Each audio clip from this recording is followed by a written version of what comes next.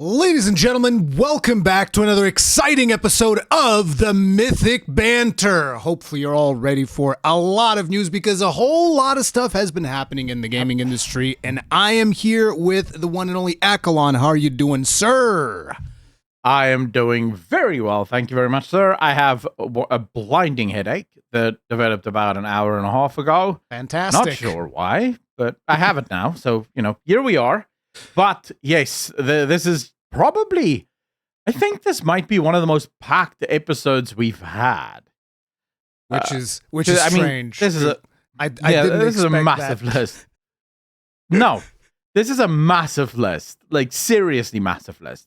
But before we can talk about that, like before we can even get into all of the other gaming topics, I thought it would be prudent for us to talk about an article that came out. This is from a study, by the way. And in this study, they found, now this was posted on the Wrap. So the Wrap is like a left-wing publication. But podcasting diversity problem. 64% of hosts are male. 77% are white. And this was from a USC study. Now in the article, they sort of make it clear that this is a problem, right? This speaks to inherent systemic racism and ingrained racial biases that audiences choose to, and that's the secret. Audiences choose to. That's the secret, right? I found this, like, dude, the amount of people that just so abhorrently focus on race as sort of like, or not even necessarily just to focus on race, but almost like, so over the week, I did a video where I got a lot of flack for it, and there were a lot of people that were very angry because I effectively called the majority of black people in my country drug addicts. Damn. That's pretty fucking racist of you. Yeah, 100%. And I called the black politicians in my country, including some white politicians, drug dealers. And the reason for it is, I went on this wild hunt where I started reading study after study after study about what it is, right? What is this victimhood thing that we're seeing throughout the world? And it's basically self-pity, right? That's all it is. Victimhood is self-pity. You're sitting there thinking, oh, woe is me. The world is against me. What am I supposed to do? All the systems are built to exclude me from everything. And as it turns out, self-pity is extremely addictive. Like the amount of hormones that your brain releases when you're going through self-pity, it creates a feeling of euphoria every single time you engage in self-pity.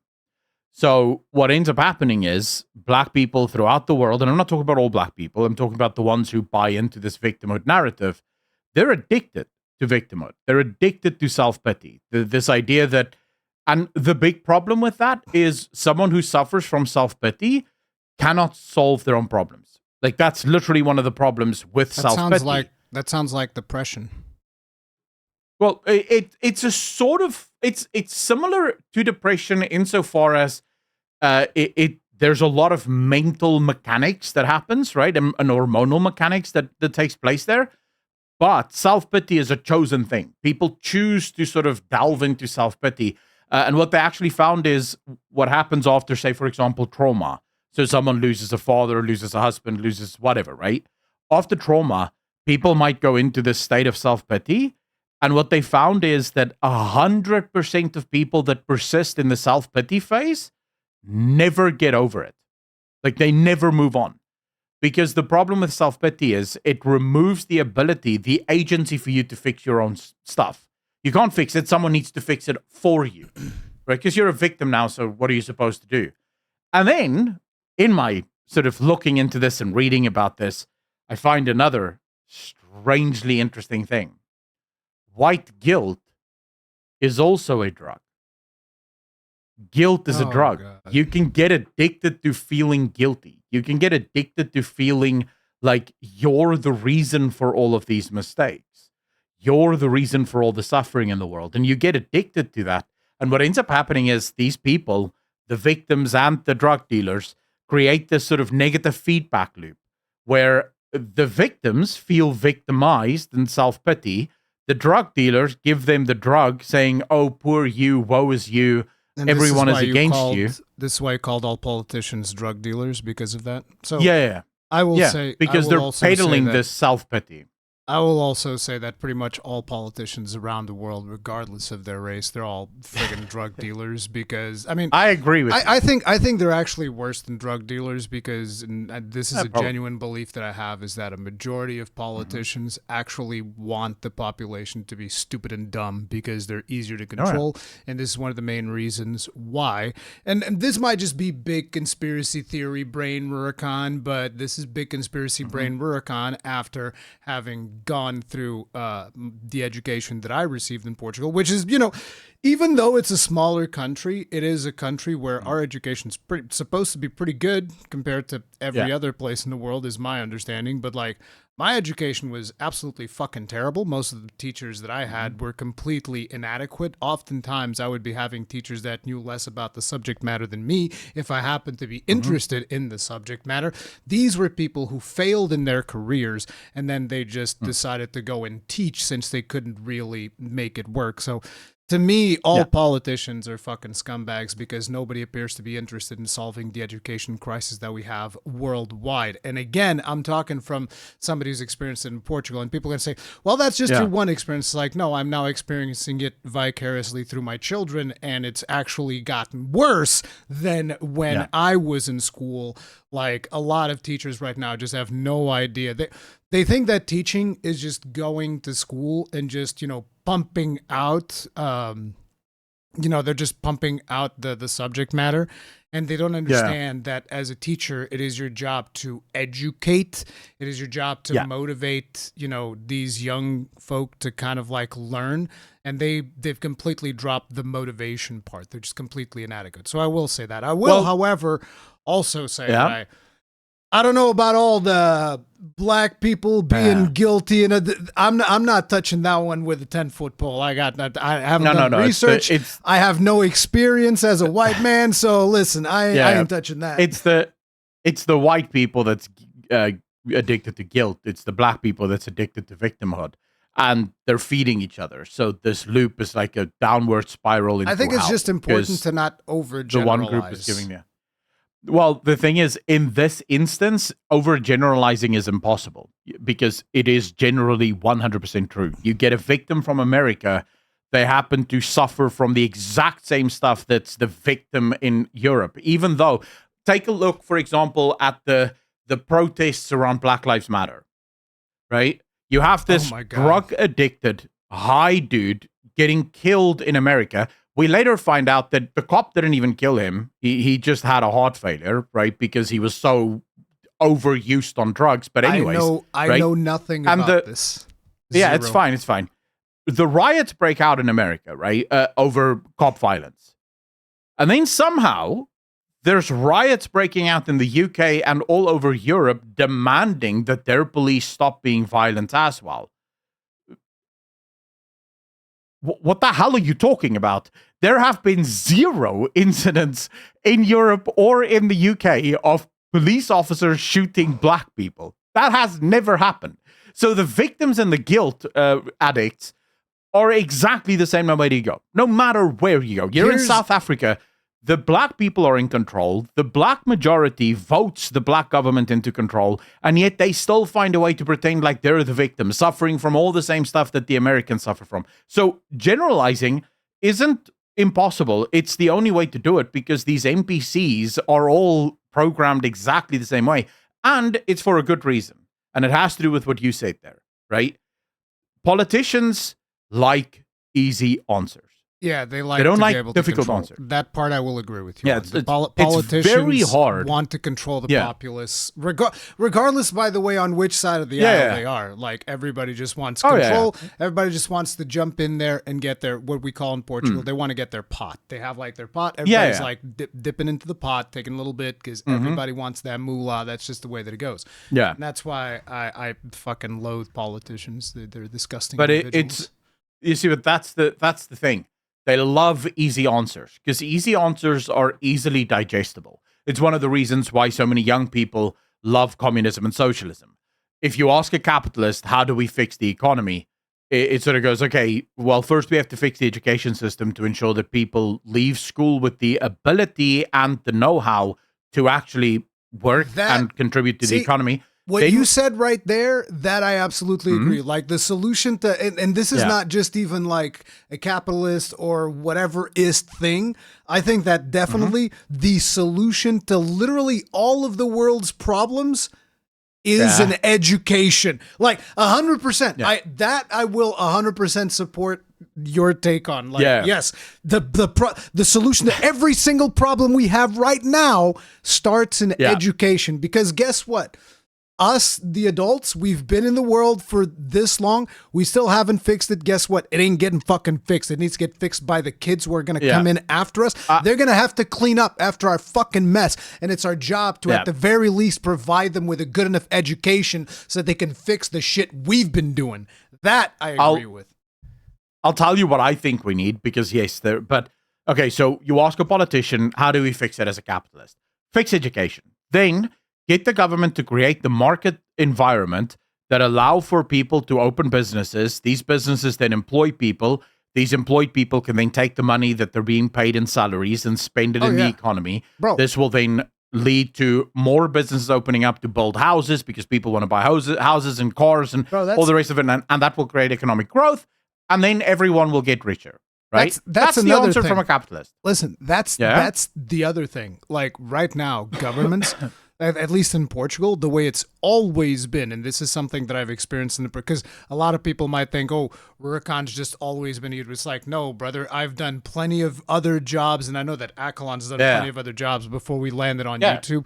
Like, I've been through IT consulting, IT maintenance, fucking large printer maintenance. I've done, like, all types of things that are associated with computers. I've done it almost all, okay? Like, loads of stuff. And my experience in companies in Portugal, it's been so fantastically fucked over, but because what happens is, you know what governments want? They want like big factories. They want like the big factories, the big international money. That's what they want. And the small guys, they don't want none of that. They don't give a fuck. They help you literally nothing. So to give you an idea, we have this thing in Portugal called Auto Europa, which is a huge Volkswagen factory. And it's massive. And that it's actually reasonably close to where I live. And so that would be where our government would pump all the money. Like the higher ups at that factory would fuck up all the time, lose profits and incomes, the bailout money, all the fucking time. And that's all they'd care about. My father owned like a small business. Okay. He had like this small business employed, like I think 30 people or something like that at the time. And he was like at the top of his sector. Like he was one of the best at what he did, which was like stands and expositions company. Like what is some, you know, those trade shows that you go to, you have like those big stands and stuff and custom like shelves and shit like that, where you would put like your products. My father would design a lot of the stuff and would design and produce a lot of the stuff that go into that. He was one of the best in Portugal. And the thing was, every chance the government would have to fuck with us, they would. Like, for instance, to give you an idea, at one point, the government came over and said, like, oh, the land that you've built your little warehouse in, they're like, yeah, that land, you can't have a warehouse in there. And my father's like, well, what the fuck? Like, I bought this land specifically for this. I said I was going to do this, and now you guys are coming in here saying you can't do that. Again, employing 30 people, everybody's happy. Was actually getting paid like proper wages, not like minimum wage, like they're paying over there at the big factory where they're fucking pimping everybody. No, people are getting proper wages, healthcare, all of that shit. And in comes the government to just like fuck with my dad with that stuff, right? And so here's what my father did. Okay, I'll play your fucking game. He goes and he finds another land and he's like, listen, I will buy this land and I want to be able to build my factory here and I want to be able to do this here. And it was reasonably affordable land for him and all of that shit. It gets that all taken care of through the local city hall, all of that shit. The moment he goes to start building, some random fucking inspector shows in there and he's like, actually, there's a weed here that's protected and you can't build here. And it's like, they fucking knew. They knew, and they fucking dicked him over, selling him that fucking land where he couldn't even build. And I was like, man, fuck you. This is one of the reasons why I was like, bro, I ain't never doing I ain't going through the same shit my father did. Fuck that. I could potentially turn this into a business and hire more business. Like, I ain't doing that. Fuck that, dude. Government's just going to come in and fuck me over. Like, what the fuck am I doing here? You guys are crazy. No. But okay, so there's a reason why the government is doing that, right? And a lot of it is malicious. There's an actual attempt. If you go onto the World Economic Forum's website, you look at the Great Reset, there's another paper there called Stakeholder Capitalism. Stakeholder capitalism is the answer to the failures of socialism. Once the Soviet Union came undone, these communists started looking at how did it fail. And they said, okay, wait. The big problem is the centralized government. How you can't run an economy from a boardroom. It's impossible. The economy is too big. It changes too fast. There's way too much movement in it. We need another approach, something that allows for us to respond to economic requirements without it being a centralized committee. And the answer that they came up with is stakeholder capitalism. The idea that you have a couple of multinational conglomerate companies that run the economy. Everyone works for these conglomerate companies. You know what that reminds me of? Small businesses create too much chaos, right? Because small businesses can do whatever they want. They don't want that. They want these national big corporations all running the show. Everyone works for them, and the corporations work for the government. You know what that reminds me of? It's all streamlined. Yeah. You know the acronym OCP? No. It was the mega corporation from RoboCop. Oh, right. Everything was an OCP product. It's the same thing. But I mean, if you want another example of stakeholder capitalism in action, look at China. They have stakeholder capitalism. That's why the World Economic Forum loves China. They love that model because it's what the model that they would want. Japan has a similar model. South Korea, the Samsung corporation that basically owns everything. So stakeholder capitalism is the point. That's where they want to go. That's why they're giving your father so much grief. But okay, so just take for a second. Now imagine you're a voter, right? And you're listening to me ask this question. I ask these two politicians, how do you fix the economy? So you have the capitalist giving that whole spiel, fix the education, get the government to create the environment, get companies to open businesses. These people work for these companies, make money, learn skills, and then they will go on to make their own businesses, buying stuff, selling stuff, and all the rest of it. You get economic growth. That economic growth will eventually just lead to all boats being risen. So that's the answer. Then I ask the same question to the communist. I say, how will you fix the economy? Well, I'm going to take the money from the rich and I'm going to give it to the poor. That's it. That's my answer. It's an easy answer. For the voter, people, we love easy answers. It sounds so good. Oh man, this guy cares about the poor. I'm going to take the money from the rich and I'm going to give it to the poor. Never mind the fact that there's never been a single country in the history of the world that's been able to take the money from the rich and give it to the poor and actually make everyone more prosperous. Everywhere it's been tried ever, they've actually made everyone poorer, not actually richer. You're now seeing it in European countries with a lot of the European nations that have gone so far down the route of socialism. They have destroyed their ability to produce. They've destroyed their ability for their economies to actually grow. Europe has been stagnating for 25 years, and it keeps doubling down on socialism. Most European minds still love socialism because they love their free healthcare. Even though it's not free, you're paying upwards of 70% of all of your income to taxes. If you include stuff like VAT and property taxes and all the levies and stuff that you pay to the government for the water and the electricity and everything else that you use. Is like on the higher end countries. Like in Portugal, I'm pretty sure it's way less than that. Yeah, but then again, our health is also way worse than that. So it's like kind of evens out. But you have this doubling down because the European mindset is still one that says, well, maybe we can have all of this free stuff, but then also have economic growth. And because the education system is as bad as it is, the European mind has not been able to connect yet that it's the free stuff that's killing your economy. That's the problem with communism.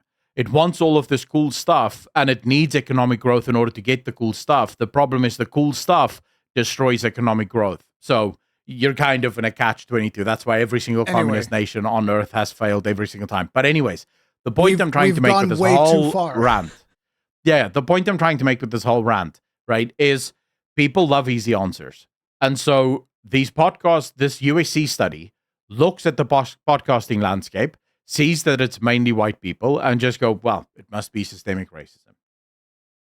That must be. I think that pretty much it's anyone that wants can just start a podcast. Like that's literally it, right? I think that's just the way. It's just not everybody wants to start podcasts. I mean, because the thing is, yeah, I've started doing podcasts in at the tail end of 2020 is when I started doing a lot of more podcasts. But I had been wanting to do podcasts since, bro, it was like before when I was with TGN, but like the very first time. So this must have been like 2009, 2010.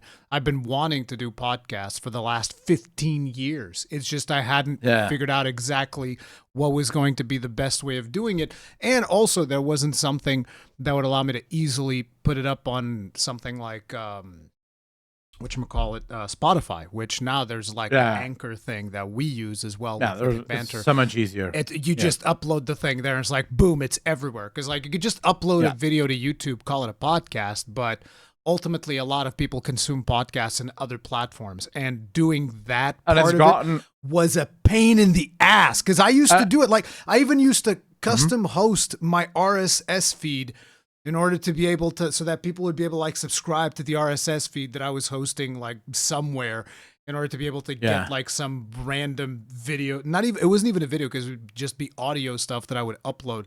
I did that for a while, but it was just like such a massive hassle and then in 2020, it was when I noticed like, oh, there's this service called Anchor that just makes things. It almost seems like we're sponsored by them. We're not.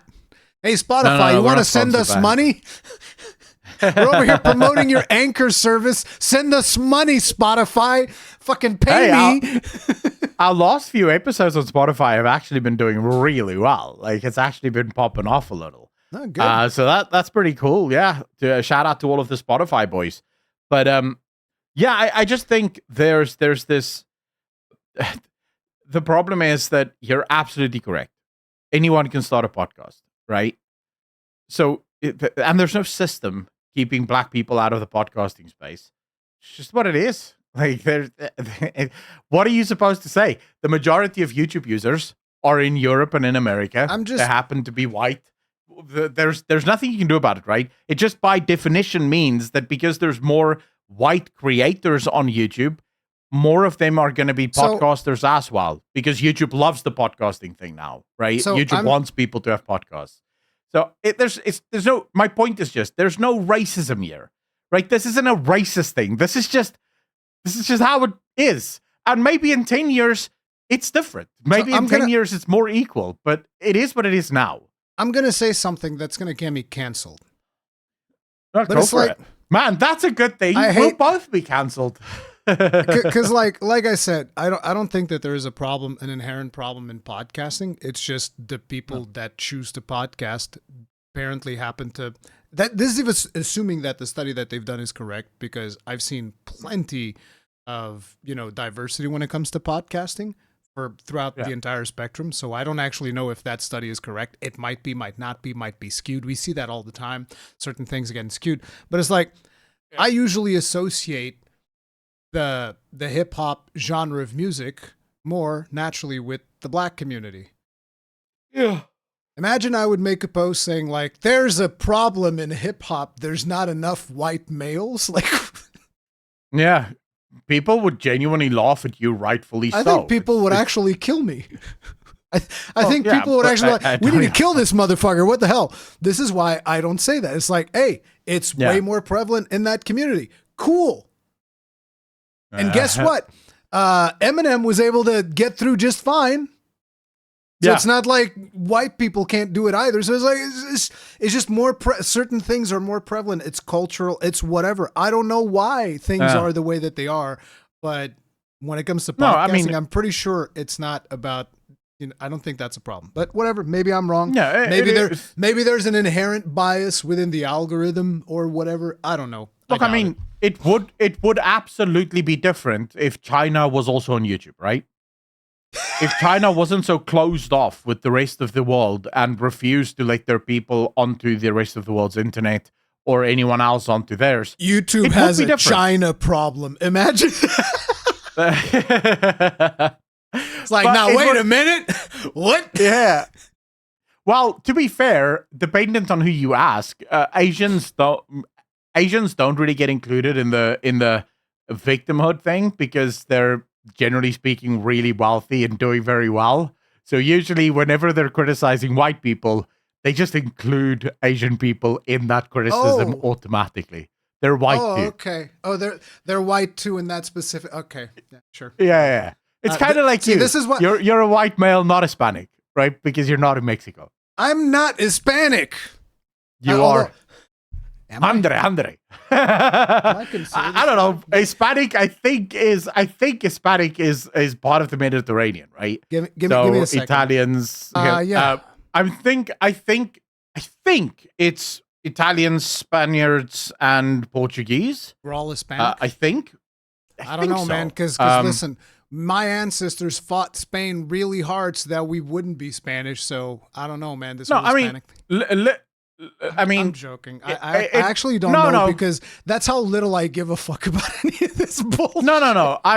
I think it has to do with basically every single one of the nations that went into South America and colonized one of those countries. That counts as Hispanic, right? But I think Spanish is the one that's mainly associated with it. So the Spanish would be, but you're kind of Spanish, right? I mean, every time back in the day, like a long time ago, before people were sensitive about this, like whenever somebody would say something that was like, "Oh man, they're making fun of me," I'd be like, "It's because I'm Portuguese, isn't it? It's good that's why they're making." Play the victim card before it was cool. It's because I'm Portuguese, huh? I see how it is. But yeah, all right. So that's that. I just wanted to highlight that story. It turned into a much bigger story than what it needed to be. But it was just a little funny that they would bring that up. Let's just talk about the actual stuff that's happening in the industry. And we're going to sort of just have to talk about Windows. I don't want to talk about Windows, but it's kind of important because it just so happens that just as Valve is coming out basically delivering a hell of a ball punch right to Windows' business model, Windows has decided to help. Right in the business model. As Valve is throwing down the gauntlet saying, we're going to kill Windows, Windows is going, and we'll help. Exactly. How about I shoot myself in both feet just to help out? So exactly. Windows president, this is a news that we have here at Windows Central. Windows president says platform is evolving into an agentic OS. Agent? I don't even know how to pronounce this because it's supposed to be agent. Agentic. I don't know how to say it. Agentic OS. And then gets cooked in the replies straight up. Nobody wants this. So this is Microsoft's current Windows lead, Pavan Davuluri, has tweeted that the future of Windows will be one that evolves into an agentic OS, but has received significant pushback online. Now, for those who don't know what agentic OS means is, you guys know that little thing that Microsoft has called Copilot? That's the agent. He's the agent. But think of it as every single thing you do. Every single thing you do will be AI has now this driven. Agent behind it. Yeah. Which, by the way, will also make it way easier for Microsoft to get your data because, you're constantly telling the Microsoft AI like what you want to do. The other important thing that I would like to bring up is like right now, all of the AI systems that I know are online unless you locally host your own LLM, which I think PewDiePie has done. And it's something that you can, I think Mutahar talked about that as well. And you can like train your own AIs and do all that stuff locally. But like whenever it comes to the more corporate ones, the more mainstream ones like OpenAI, ChatGPT, which is from OpenAI, Gemini from Google, Grok, all of these are online AIs. So that would basically mean if you evolve Windows into an Agentic OS, which is actually using Copilot, which is fundamentally an offshoot of ChatGPT, is my understanding, because didn't Microsoft purchase OpenAI or something? Yeah, along they're those sort lines? of the owners of OpenAI. And so basically Copilot is just an offshoot of ChatGPT, but basically all of those are online. So if you happen to lose your internet connection, your operating system is fucking dead. Dude, they may actually do that. My biggest issue isn't even the data thing, because Microsoft already has literally all of the data, right? 100%. Yeah. My issue isn't even that, although there is some argument to be made that right now Microsoft has all of your data, but it doesn't really know what most of that data is. So you can have a folder on your PC, for example, with your identification, right? Your ID documents. Because sometimes you have to email it to other people. I'm right? smart. I just put that on G Drive so that Google has it instead. I give all my data to Google so I don't have to give it to Microsoft. Hey, it's nice to compartmentalize, right? Diversify your data. Give it to as many people as possible. That way, no one company can screw you over. Never mind the fact that they all buy everyone else's data, so they basically have the same data no matter what. But brother, because I love Google Pay. I just love taking my phone and click, done, paid, let's leave, right? I think most people who have iPhones call it Apple Pay. I love Google Pay. And my brother's like, no, they know what you're doing. I'm like, bro, they're the ones that pay they pay me. Like, they already know everything I'm doing. Like, what am I going to hide from them? They pay me.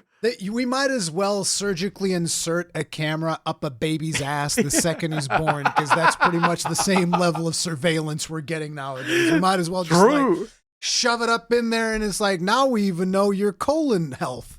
You know? Yeah. It's just that simple. But my big issue with this is the resources. I just want an operating system that basically serves as a foundation for me to play video games. That's it. That's the only thing I want from my browser content. Is where I search. Yeah, well, my creation of content is mostly me surfing the internet anyways, right? So the browser takes care of all of that. Just give me the foundation. Now they're going to roll out all of these services, most of which, and anyone that's ever spent some time looking at all of the specs of Windows, right? All of the things that it can do, will realize that about 95% of all of the things that it can do, most normal human beings will never use. You can't turn it off. It's just there, but you will never actually use it.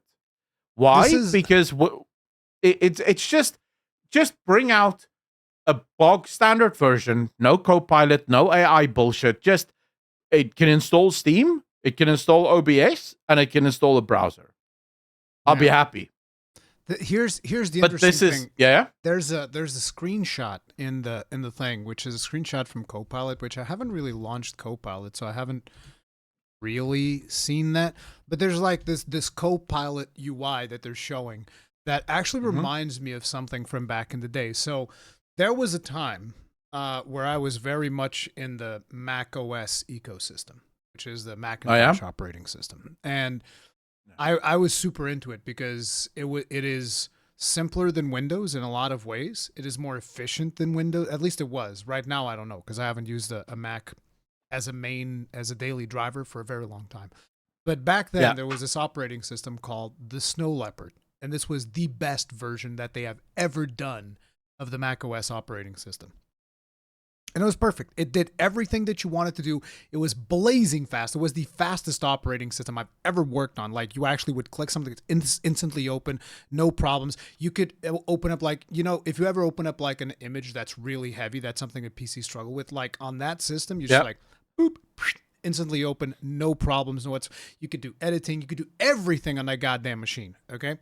And I loved it. It was my favorite thing. And then Apple made the genius decision, and I think this was after Steve Jobs died. They made the genius decision of like, what if we made our operating system more like an iPad?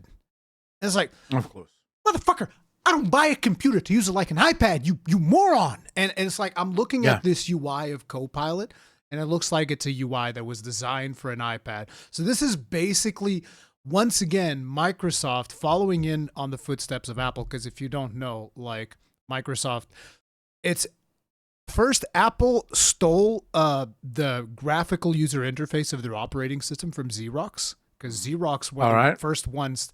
I think it was Xerox. It was either Xerox or Canon. It was basically one of those copying printer type deals. They had the world's first graphical user interface. And Steve Jobs saw that and he fucking stole it. And so he stole that for Apple. And then Microsoft stole the graphic user interface from Apple for Windows. So it's just like a bunch of people stealing off of each other. And I just find it hilarious that it's once again Microsoft stealing Apple's idea, except this time they're stealing a really bad idea, which was when Apple went the route of like, hey, let's make our operating system more like an iPad. And everybody went, nobody wants this, you fucking imbeciles. What are you doing? And Microsoft is doing the same thing. Good job. Good job. Shoot yourself in the face. Good job. I'll give you an example. Yesterday, someone that I'm editing for, it's just a friend that asked me to help him start a YouTube channel. And I'm doing the editing for him just to I remember that. Help out. Right? Yeah. He messages me and he's like, so what do you think of these suggestions? Because a friend of his gave some suggestions. And the friend's like, well, considering your analytics, most of your viewership is coming from mobile. You should change the resolution of editing so that the entire episode is in mobile format, so shorts format. That should be the format for the video. And I read that and I go, this is how this kind of shit happens. Because most of their users are on tablet. They think, we should just make it for tablet. Listen. Right? Yeah? A lot of these people hate this one trick. Yeah. It's crazy. Yeah. When you turn your phone sideways, I watch everything this way. I watch everything this way. Turning your phone bro. Revolutionary, and you get to watch, traditional 16:9 content on a full. It's crazy. Yeah. But my point is, this is how these kinds of decisions get made, right? Because they're looking at the data, and the data shows, and this is pretty much true for every YouTube channel nowadays. I'm sure even in our analytics, although I haven't looked at it in a long time. Oh, yeah. But most of you guys are watching on mobile. Actually, that would be an interesting thing. Let us know in the comment section down below. Are you watching PC, mobile, or TV? I'd love to actually see how many of our viewers are watching. People are just going to go like Spotify. Yeah. Or, well, Spotify also TV, mobile, or PC. Yeah. But ultimately, they see that and they think, we should just, why don't we just make it all for tablets since most people are using tablets on our devices? And it's like, well, hold on. Think about the priority system. A mobile user can just flip their phone around and watch a video made for PC. And then on the PC user cannot just flip their PC around. Here's what you can do for the PC user. You take a picture of yourself like this, right? And then you put it on the sides so that they know that you don't give a fuck about them. You have your video in the middle, and then you have a picture like this on each side. You can even make it a different picture. On one you're smiling, on the other one you're sad, and it's like that. Yeah, that's frowny what you do. face, sad face. Yeah, but it's sort of just this, and this is the stupidity of the modern era. These guys are listening to marketing consultants. And I saw the other day Roy Sutherland, who's this marketing genius. He basically said he calls consultants bullshit jobs. Damn. I did IT consulting. I'm offended now. Well, the issue is, I think, what type of consultants are we talking about, right? So, for example, you have something called an IT consultant. But then an IT consultant is literally the guy that comes out and tells you what kind of network do you need, what kind of PCs would you need, what kind of systems would you need.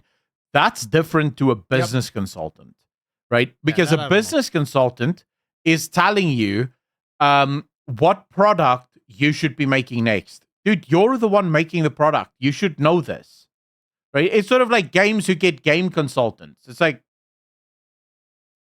you're the developer. You should know what you want to make. Why do you need someone telling you what to make? This makes no sense. You could hire a consultant, like if you need, I want to know more about this particular battle in the Second World War or something, and you get someone to consult that is like an expert on that topic so that you can learn more about it. But but usually then you'll get a historian and pay them as a consultant, right? Exactly. The problem is you get these guys that I'm a historical consultant. Really?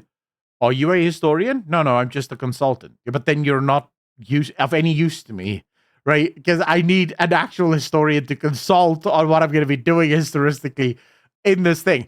But as Windows is going up in smoke, right? They're literally setting fire to their own product.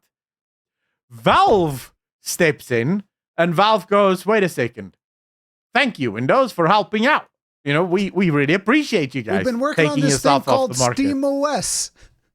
Yeah, right. SteamOS has actually come a long way. So for those of you that don't know what we're talking about, you have the new Steam Frame, which is literally their new VR headset. Yeah. Which apparently is phenomenal. I've watched Linus Tech Tips talk about it. I haven't seen that one yet, but yeah. They have a new thing called, I don't remember the name of it, but it's a new type of rendering technique that allows them to render. So they track your eyes. So they render the portion of the screen where your eyes are looking in perfect upscaled quality. But then everywhere your eyes aren't looking is slightly lower that allows them to increase the performance. I'm fairly certain that the PlayStation VR 2 was doing something similar to that, but I'm not 100% sure. I think it was doing something like that, yeah. Yeah, it's not Valve that started this, but Valve, according to Linus Tech Tips, has perfected it. Yeah. Because on the PlayStation VR headset, you could tell if you look too fast, like if you do too fast, you can see how there's a latency there. Whereas he said he was trying everything to try and spot the latency, but it's like break it, and he wasn't able to. It happens so quickly, and it does it. And here's what makes the Steam Frame better than most. I'm actually curious about on the Steam board. Frame. It's all on board. Is it wireless? Dude, the PC is in the headset. The PC is in the headset. Dude, this is actually the thing that I've been saying all along whenever it comes to VR, because everybody's talking about VR and shit, and then there's the Quest, which is wireless, but it's got latency and it's got limitations and all of that. And I've always said VR is not here yet because you can't have wires. If you have wires, your immersion always breaks. It always breaks. Trust me, I've tried a bunch of them, and the wires always get in the way because you go like this and look, there's a wire right here, and you can feel it all over your body, and it just breaks the immersion every single time. If you have it completely wireless, like I'm seeing here, because I hadn't seen the Steam Frame just yet. I'm looking at it right now. It is crazy. So to explain to you, the PC, the processor that's in the unit is a Snapdragon, the latest Snapdragon. It's an ARM chip, which we'll talk about in a second, because ARM genuinely does seem to be the future of PCs. x86 seems to be going the way of the dodo bird, at least on everything that isn't a desktop.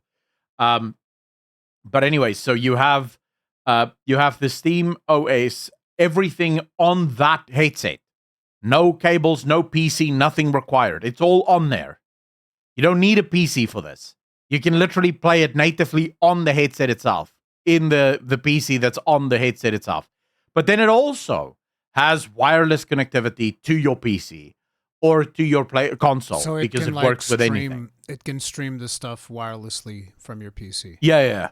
And again, Linus Tech Tips said, looking at the latency, it's non-existent. See, because it doesn't seem like there's any latency. People at this point might be like, well, Rurikhan's being a hypocrite because basically you're streaming stuff from your PC, so effectively it is cloud gaming. It's like, yes, the difference between this and cloud gaming is that it's connecting to my PC, which means I can have it connect directly through a local network, and I don't need the internet to be able to access it. Yeah. Everything is under my control, and I'm not subject to all of a sudden it's like, oops, the NVIDIA GeForce servers exploded, so the cloud is down, or the Azure servers had a fart, so the cloud is down. Like, no, you can just connect directly. Because, like, I've used cloud gaming on my PlayStation because you can do it locally through your own network, and that's usually pretty okay. So it's like, I'm not against this form of streaming because everything is within my control, and there's nothing that's going through an outside server that can go away at any minute or anything like that. So this is very, very good. Because it future-proofs it. That's the thing. Yeah. Future, because like with cloud gaming, you're paying a monthly fee. You're doing all of this bullshit. With this, it's like even if they stop supporting the headset, you're like, well, I still can stream shit from my thing. Like even if the hardware on the headset's not powerful enough, I can still stream it from SteamOS, and everything just works. So that's really, really good. The tracking is insane on this. It even has ports in the headset that will allow you to connect extra cameras.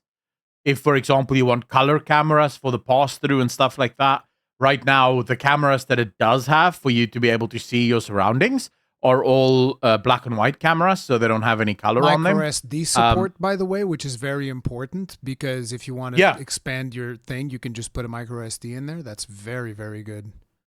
Yeah. Also, the battery pack and most of the functionality is at the back, which... Linus Tech Tips actually say it is amazing because it allows you to have a backup battery also on your back without the wires and stuff getting in the way, and sort of making it so you can literally just plug the backup battery on the back end here and run it down into your pants or whatever, and there you have your backup battery if you need longer battery life. That's really good, the controllers are apparently phenomenal. It's the lightest of all VR headsets. It is insanely light, but also super, super powerful. The one thing that I'm concerned with right now is how the support system works. I don't like that strap that they have on there. So, like, good news. The way that it works on the PlayStation is actually one of the best ones, because you know those hard hats that you have in construction? They have those band things that just like stick onto your head, and they just... They have that size, and then it doesn't go further down, so it doesn't slip. Yeah.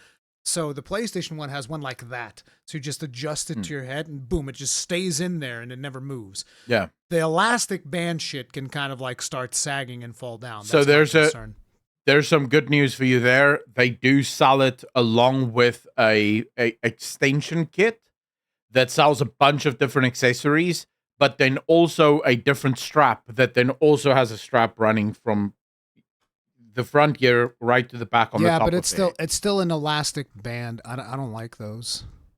From what I saw in their video, that strap looks a lot more sturdy. It doesn't look like it's just it looks like this is the sort of thing where for some people this is perfectly comfortable and they're going to be happy using it this way. Other people are going to buy the much more robust sort of thing that sits on the head and make sure that it's in place where you need it to be. It's gonna depend. There's another thing that I can't remember now, but they're currently working on actually rolling out a massive feature, but they have not yet said when that feature will be coming. But sadly, I can't remember now what it is.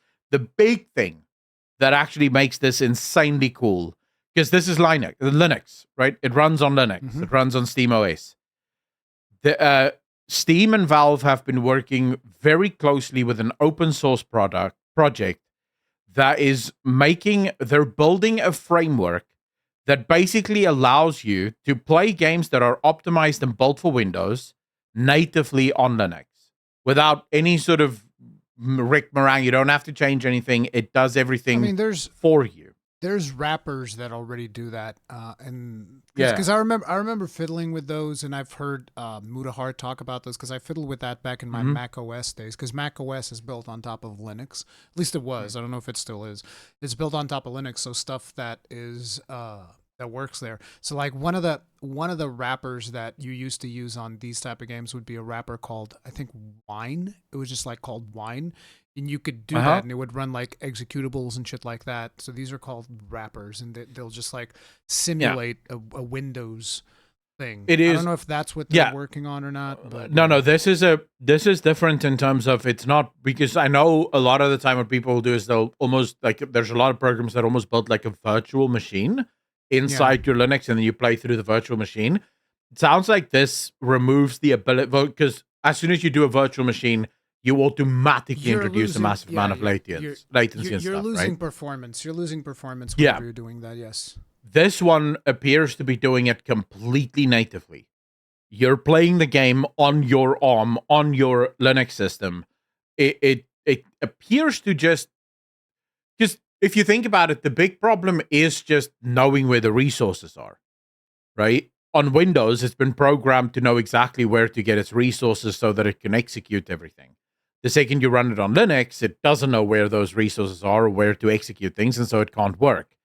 So all it really needs is a program that tells the game, by the way, this is where your resources are now. This is where your executables are now. It's not. It's oversimplified. Yeah, it's oversimplified, but it's sort of, to think about, just so that we don't go into a massive story. The whole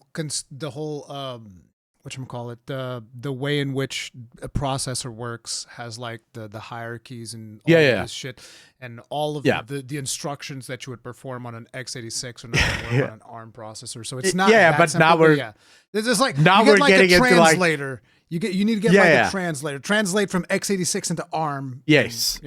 That's sort of that's why I oversimplified it, just so that people sort of get. So it's just telling it where to go get resources and how to execute stuff. I do have one more thing that I need to know, and that is, how is this going to support glasses? How's that going to work? Oh, so there's two in the box. I think it's in the box. There's two extra fittings that you can remove the built-in eye lenses, because it uses the same ones that's in all other your prescription VRs. Basically? Okay, so first it can be removed in order to fix so that your glasses will actually fit in it, but you are giving up some of the. This is what I remembered just now. So thank you for asking that question, Rurikhan, because that's the one I forgot. So that you can have your glasses, or people with longer eyelashes, it doesn't hit the front, but you are sacrificing some of the view angle, some of the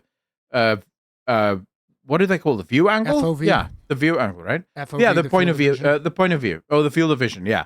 Because it's 110, but it will come down to about 105, 100, I think, with the new adapt.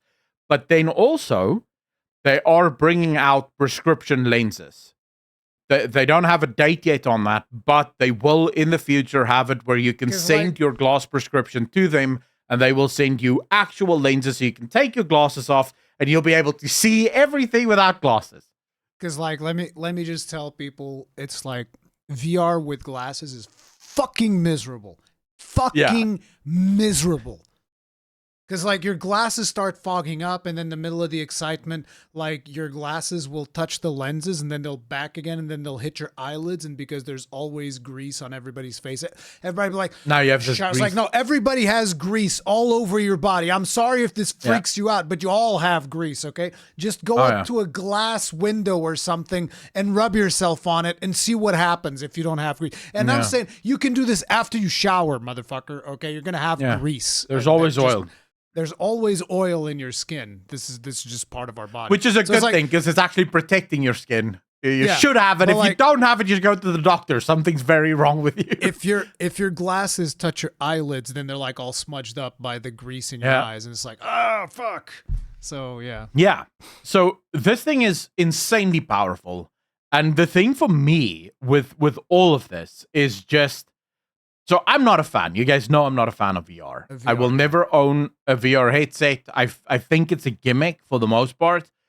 But what I take away from this is the fact that this is yet another device that has now moved to the ARM system within the gaming landscape. And most phones are ARM or moving towards ARM. Most of your consoles will probably at some point be moving towards ARM. You now have the Valve stuff that's moving towards ARM. Pretty much all of the handhelds are starting to be moved to ARM, just because ARM allows them to pack more performance into the processor, into a much smaller package than x86 infrastructure can do. Because x86, due to the limitations, this is impossible to explain because I don't even understand it that well, but it has to do with the way the architecture is laid out makes it almost impossible. We've gone as far as we can with this architecture. Unless we fundamentally change it. This is why AMD is kind of like been beating out Intel, because Intel was like the best. But even though AMD is also x86, but they were able to beat out Intel at their own game. But even AMD is reaching. AMD is they are still x86, but almost all of their resources is spent on switching to ARM. They want to go ARM as well. So we're soon going to have PC companies and gaming companies being forced to develop for ARM. You know what's going to be an issue? It's going to be backwards compatibility. Yes, that's going to be a bit. That's going to be. But I think that's where stuff like that. I think that's where stuff like that open project, the open project that sort of figures out how to backwards compatible, make these things backward compatible, how these things are going to work out. We'll see. But then they announced another thing that you sent me, and that's the Steam Machine. The Steam Machine, and also a new controller that comes with the Steam Machine. You didn't know about the Steam Machine? You only knew about the Steam Frame? I only watched the Steam Frame video, and I was so fascinated by it that I just kept reading about what this VR thing is going to be doing. I should just mention, this is the first time I've ever been excited about VR in my life. Like previously, people would go, "Oh, have you seen the new Meta thing?" I'd be like, "Yeah, it looks shit."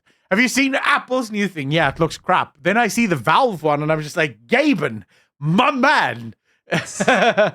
So basically, this is Steam telling Microsoft and Sony, you guys have been fucking around for way too long. I'm going to put the two of you out of business. I'm done with this this pussyfooting around, you motherfuckers. Y'all are done.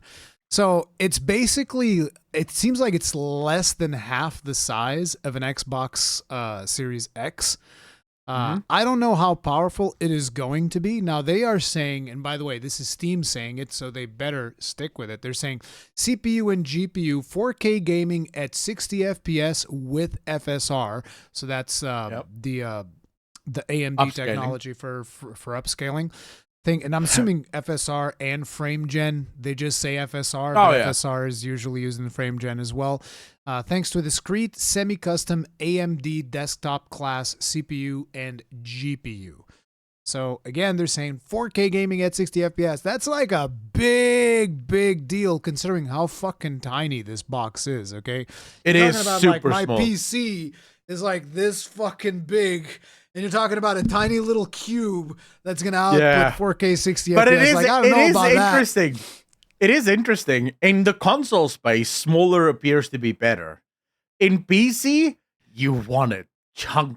Like you need a chunky monkey boy. PC. Yeah, I don't want a small PC little form factor PC. Yeah, bro, what the fuck do you mean? My PC is huge, baby.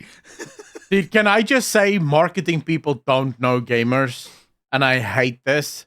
This is one of their guys, I kid you not. This is on their own website where they're telling people everything that's in the system. I'll give you the exact wording. There's an LED strip, y'all. Wait, that's on the Steam page? No. Dude, scroll down. There's an LED strip, y'all. There's literally lights that tell you what it's doing. I fucking hate LEDs, bro. What the fuck do you mean? I look at one of my PCs has like an AverMedia capture card, and that fucking thing has like one of those rainbow RGBs constantly going. Every time I look at that PC, I'm like, that looks so good, so clean, because it only has like one other light, because it has the Intel Arc GPU, and that just says Intel Arc in white. and the box is white. And I was like, okay, that one's okay. It doesn't really fuck around. And then immediately below it, there's like this fucking rainbow bullshit happening all the goddamn time. I'm like, I have the same.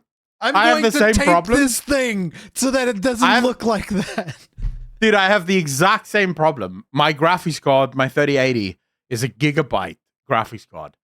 And there's a light under the gigabyte where it says gigabyte that's just rainbowing the whole time. It cannot be turned off. I have tried everything. It will not. But at least here it says. So it says, keep tabs on system status like download progress even when your screen is off. Customize it with different colors and animations. Or turn it off. Turn it off. And I'm like, yeah, great. I'll turn it off. Thank you. I'm just going to turn that bitch off. Thank you. Yes, thank you. Very much appreciated. But, I mean, outside of the confused man and the fact check, it looks good. Put it under your TV, set it on your desk, hide it under a banana. It's a powerful PC gaming packed into a roughly 6-inch cube. 6 inches is more than enough. That's above average.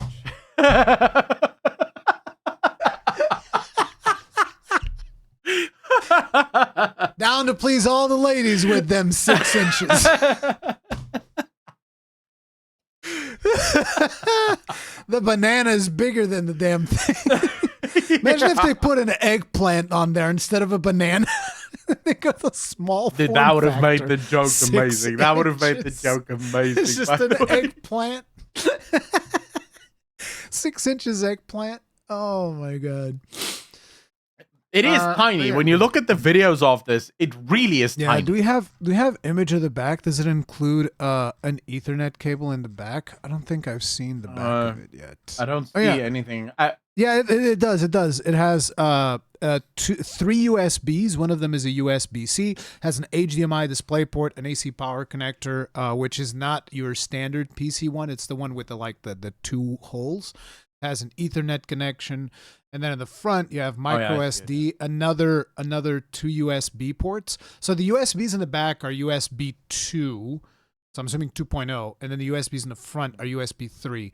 Why didn't they just do everything USB 3? Probably because it would take too much power from the motherboard. So they're just like, okay, we can give you a couple of more USB shit, but this is for you to connect like your keyboard and your mouse and maybe a controller if that's what you want.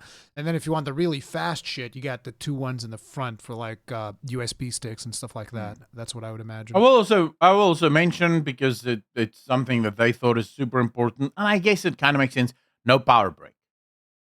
The power source, the power, everything is inside the box. Dude, let me tell you something, okay? You're saying, I get it's not that important, bro. Remember, I don't use consoles or anything, so... Power breaks fucking suck, okay? I remember when I got the Xbox One. Bro, the console was like already VCR sized, and then it has a power break about this big, dude. Like, look, it's a power break like this. It's an actual...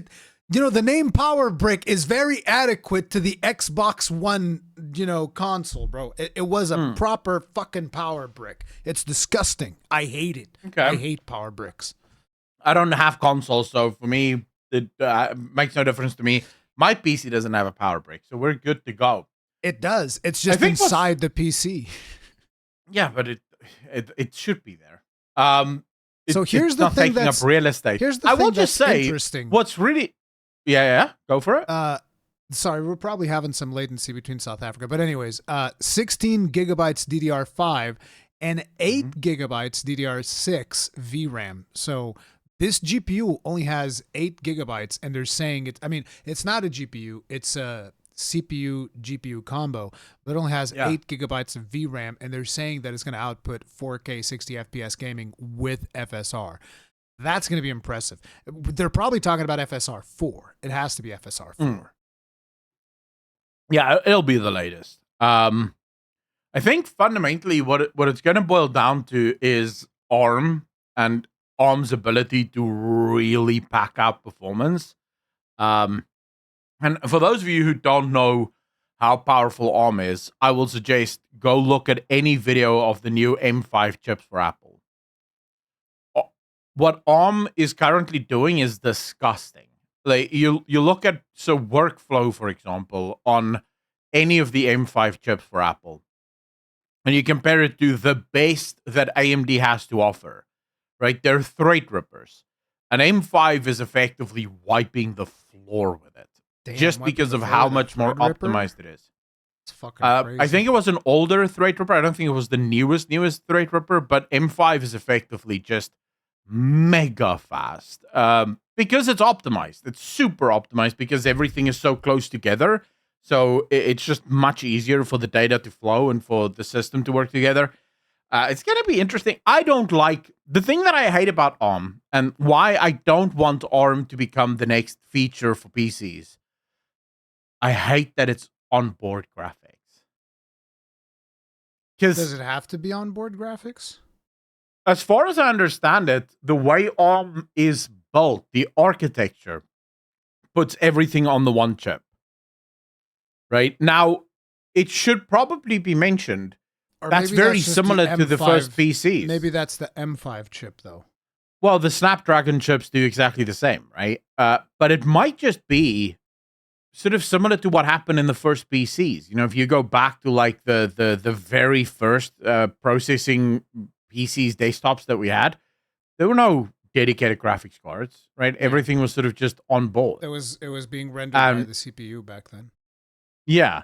And then eventually we got sort of dedicated graphical units on the CPU, and then PCs figured out, wait a second, we could just make it far more powerful and move it out of the CPU. And then it completely disappeared. For how long? I mean, nowadays, it's only really the low-end CPUs that have onboard graphics. Like, you're not going out buying a 9800 AMD chip with an onboard graphics card, right? Like, they sort of just assume if you have 10 or 20K to drop, I mean, in rands, on your CPU, you can buy a graphics card. Like, we're not going to give you the graphics card built in. We'd rather... So maybe in 2, 3, 4 years from now, we will get ARM chips that are super optimized, but at the same time also have their own... So let me just quickly answer this. Okay. No.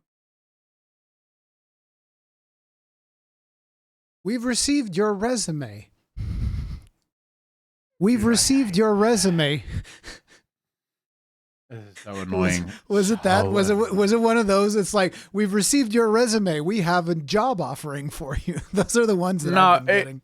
No, the ones we get a lot here, and I think it kind of makes sense because whenever I hear, and this is gonna sound like a racial statement, but it genuinely isn't meant to be one.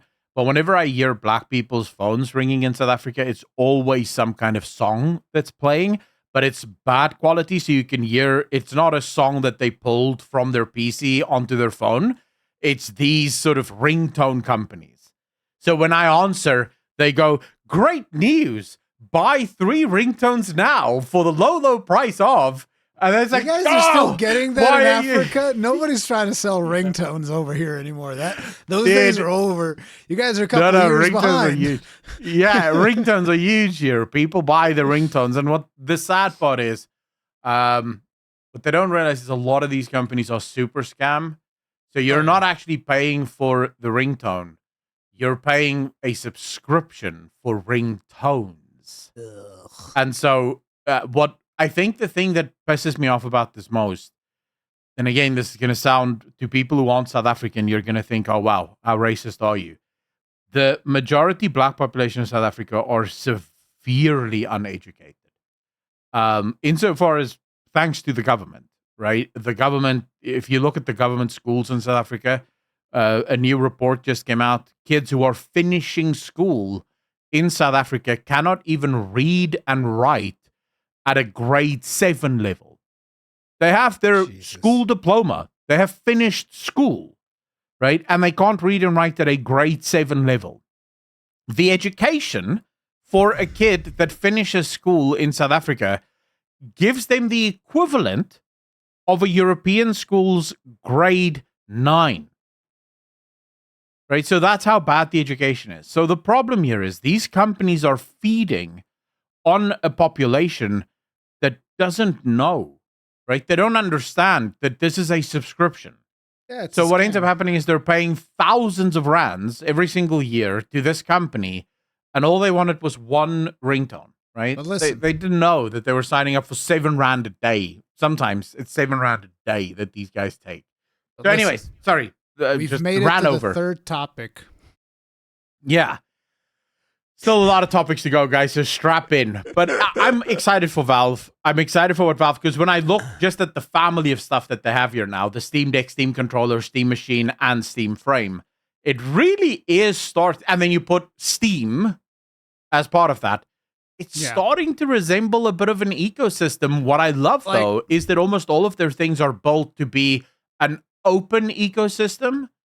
They're not trying to lock people into their ecosystem. You can't do anything out of, because they actually mentioned with their new Steam Frame, the reason they made the controllers sort of look like all of these other controllers out there is so that you can just use them with these other machines. So here's where I'm at when it comes to the Steam machine. If somebody comes up to me today and they're just go like, man, I'm thinking about getting into console gaming, I'll be like, good, get a Steam machine. It's like, isn't that a PC? Yeah. So are the consoles. Don't worry about it. Just get a Steam machine. That would be I would instantly say, yeah, just get a Steam machine. You get to play multiplayer for free. You get all the Steam discounts. You get SteamOS. It's like, just get a Steam machine. Boom, done. Because that's it. Like, I don't know what Xbox ain't doing shit to compete with this. Like, there's no way they're gonna. It's just done deal. So then we have PlayStation, but PlayStation. Oh my God! When we start talking about PlayStation soon, literally the next topic, actually. PlayStation is doing some very questionable things. Like, I don't know what's going on at PlayStation over there. Rurikhan, let me do one of those, the corporate things where they pretend to have an actual conversation, but you can tell it's super scripted. Yeah. Right? Whenever they do these reveals. So, Rurikhan, you mentioned earlier that there's something happening in the PlayStation space. What? Tell us a little bit more about that. I say, trying to sound incredibly natural.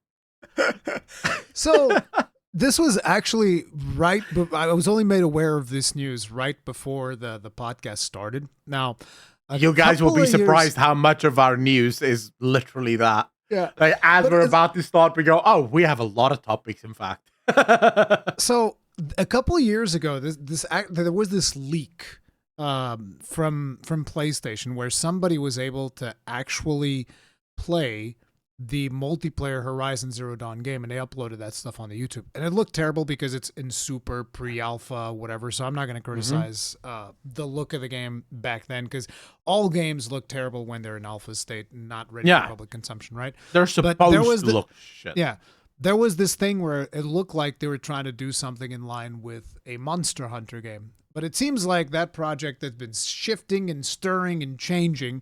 And earlier today, we saw the news. Horizon Steel Frontiers has been announced. Yeah. So the name of the game is Steel Frontiers, and they say it is an MMORPG set in Horizon's world. So this is the world of Horizon Zero Dawn, Horizon Forbidden West, which personally I'm a big fan of. I really like Horizon. I think the game is a ton I think the world is super cool. The Horizon world is super cool. I didn't like the game, but I love the world. I like the story of Horizon Zero Dawn. I don't think that Forbidden West story was nearly as good as Zero Dawn's, but it's still an interesting story because like Horizon Zero Dawn, the crux of the story is like, oh, we used to have this world that was perfect, and then we fucked it all up by creating these machines and shit, and all of this stuff happened, whatever. And then there's like this tease that there's some type of signal far away, right? And then the end of Forbidden West is like, it's actually fucking aliens and they're coming back. And I was like, wait, what? That's weird. But anyway, so the Horizon Zero Dawn story, I really liked it. I like the gameplay, all of that stuff. And I remember I actually got to interview the devs, I think in 2013. And I was asking them, because you used to see the gameplay trailers of Zero Dawn, and I was like, this almost looks like Monster Hunter but with machines. And the dev straight up told me, yeah, we were very inspired by Monster Hunter when we were designing our machines in order to make different ways of you effectively hunting these machines. So it always made sense to me for them to eventually make a multiplayer game. The thing that doesn't make sense to me is for that multiplayer game being an MMORPG. I think that's totally the wrong way of going about it. I think they should have made a 4-player co-op thing like what Monster Hunter has, and you can get together with 4 players and you go and you do these hunts against these monsters, and then you'd get parts, make new armor, all of that stuff. I think that would be one of the easiest slam dunks that they could have done over there at Guerrilla. So what do they do instead? A fucking mobile game. Booyah! Let's fucking go. Horizon Steel Frontiers announced an MMORPG set in the Horizon world coming to iOS, Android, and then between brackets playable on PC. Yes. So go. it's a game from Sony, not for PlayStation. It is not from Sony. That's the other thing. It's their Sony IP, isn't it? Yeah, it's their IP, but Sony are not the ones making it. Guess who's making it, Akalon? Is it NetEase? No, that would just be like way too disgusting. It's not as bad as NetEase. It's NCSoft. NCSoft are doing it in a collaboration with Guerrilla. Now, Shinobi not as bad. Wait a sec. Can we just stop quickly? Rurikhan just said NCSoft is not as bad as NetEase. And I just want people to understand that is kind of like saying, well, actually, this murderer only kills people and tortures them a little, whereas the other one tortures them and then they accidentally die from their wounds. That's sort of when we're talking about not as bad. They're both very evil, but one is slightly less evil than the other one. I mean, look, NCSoft at least has ArenaNet in there. ArenaNet are kind of okay. You know, Guild Wars 2 is pretty good. You know, it's hit and miss though. It's hit and miss though. It is hit and miss. Because it's almost like saying Electronic Arts is not as bad as Ubisoft. Yeah. It's like, well, depends on the game, right? Yeah. It goes back and forth. You know? Sometimes that's what it is. But anyways, there's a post here because we didn't really get to see a whole lot of information about this because, like I said, we were just made aware of it when we were starting the podcast. Yeah. So I have a post here from the Twitter user Shinobi602 who does a lot of like these types of news and stuff like that.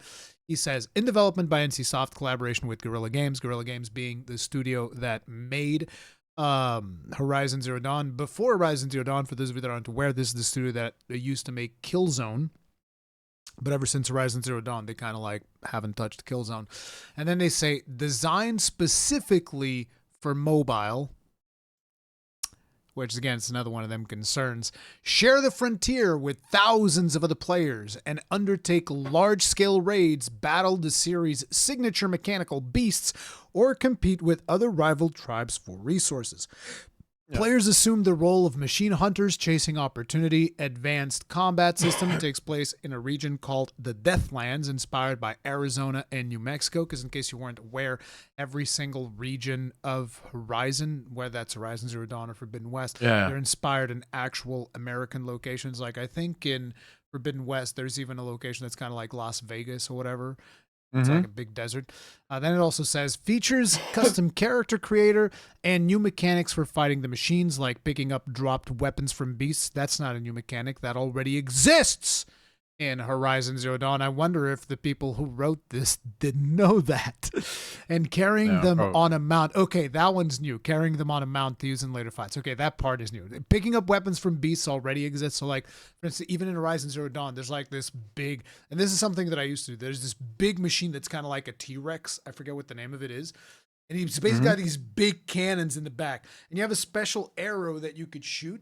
And that would like pop off the cannons. Then you'd pick up the cannon and go like, and just like fucking murder that thing. It was really cool. So apparently now you can carry those on mounts to be able to use in later fights. Now, one of the things that I will say in regards to this, there's like gameplay already available that you can kind of watch actual gameplay, not just a cinematic trailer or whatever. And some of the gameplay I would say is more than a little inspired by Monster Hunter, straight up copying several of the mechanics of the greatsword weapon to the point where if I'm Capcom, I'm like, now wait a minute, you motherfuckers are stealing offset moves from our game. What is going on? Like, what are you doing?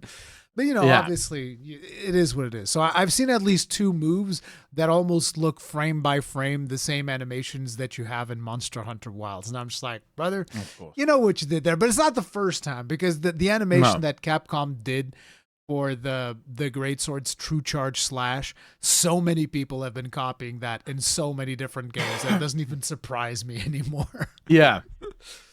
I think the one truth for me, and this is sort of the same as the next topic here as well, the Ratchet and Clank thing. It's why do people make mobile games? It's not to make the greatest game that's ever been made. That's not why mobile games exist. Mobile games exist purely to make money. That's it. Yeah. I am yet to see a single game. Like, guys, there's a reason why no one ever speaks about the fantastic mobile game. Right? No one ever speaks about it because it doesn't exist. Even your best mobile games pale in comparison to average PC games.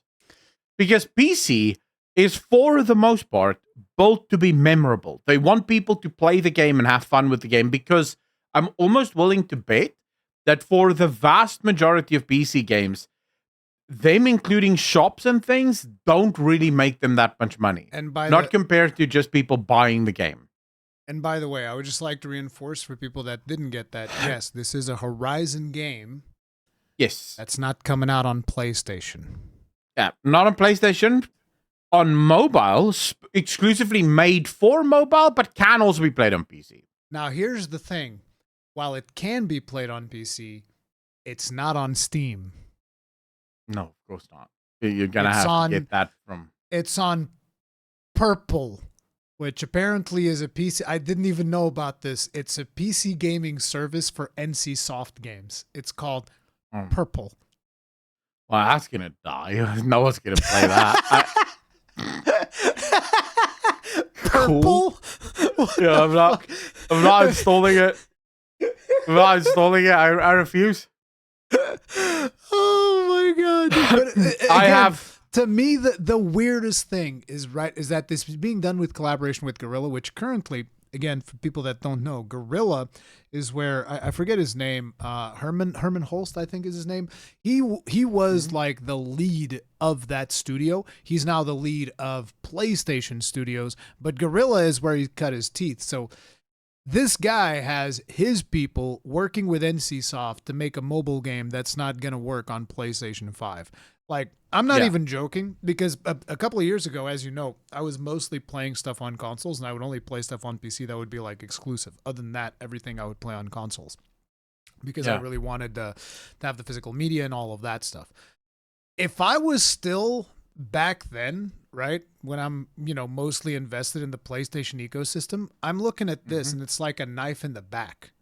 I'm not even exaggerating. This isn't even about console wars. I'm talking about like, whoa, bro, wait, Horizon is a PlayStation IP. I think it's cool that it's coming to PC, but what the fuck do you mean you're making a Horizon game that's mobile and PC and I can't play it on my PlayStation? What the fuck? Yeah. Excuse me? Like, I'm looking at this and it's literally just like a knife in the back. Like, straight up. If I'm a PlayStation fan, this is a knife in the back. Dude, I have to be honest with you. I think we're going back sort of now to the console war thing. I think Phil Spencer, in this regard, he's actually awake. For most things, he's wide asleep. But in this regard, he's at least a little awake, and he realizes the console wars are lost. And they lost the console wars not to each other. They lost it to PC and mobile PCs. Like the Steam box that just came out, all of the handouts, they're going to take over the space. And I think Sony has finally started to realize that as well. But I also think, and this should probably also just be made clear, this is a money-making scheme. That's why it's going to mobile, and they're making it available on PC just to catch some of the whales that might be on PC. But this is mainly just to make some money. I highly doubt that this is going to go anywhere. Just from the sound of it, it genuinely just sounds like one of those, hey, this is a big IP. Maybe people will play it. Let's see how many people we can fool into giving us money. So it's a problem for me. But like, don't worry about it, because if you think that's the only thing that's happening, PlayStation also saw fit to do another announcement yesterday, where they announced that they're releasing a Ratchet and Clank game. A new Ratchet and Clank game, bro. Like this, again, another PlayStation exclusive IP. The last one was a ton of fun. I played it on PlayStation 5. I think it was the one that was called A Rift Apart. It was really, really cool. It had like the system where you go through a portal, instantly loads the other level, and it's just like there. It was really fun to play in that thing. I enjoyed it. And, you know, obviously PlayStation fans are like, man, another Ratchet and Clank game. Let's friggin' go. Except it's not on PlayStation. It's a mobile game, and it's a free-to-play game, and it's a multiplayer game. And people are like, wait, of course. What? Now, you're talking about essentially an action platformer with some light RPG elements, which is what I would consider Ratchet and Clank to be. And basically now it's become a free-to-play multiplayer game on mobile. Another PlayStation IP, not on PlayStation. I'm just like, bro, what the actual fuck is going on with PlayStation? These people are crazy. Because like you have to know that a lot of PlayStation fans are going like, well, what the fuck did I buy this console for, bro? Like, what is going on? It's weird. It's really weird. I personally think it kind of makes sense. And it'll make a little bit more sense as we go through the next stories. Because there's definitely something huge happening in the entertainment industry. We're seeing Hollywood, for example, had the worst month that they've ever had in 27 years. October tends to be a massive month for Hollywood, you know, because it's sort of like the Halloween stuff, and that's usually a massive month. Hollywood is taking a beating. You have, and I'm sort of coupling a bunch of our stories together here, but just because most of these stories aren't really on their own that big value, but I think they sort of explain where Sony's head is at the moment.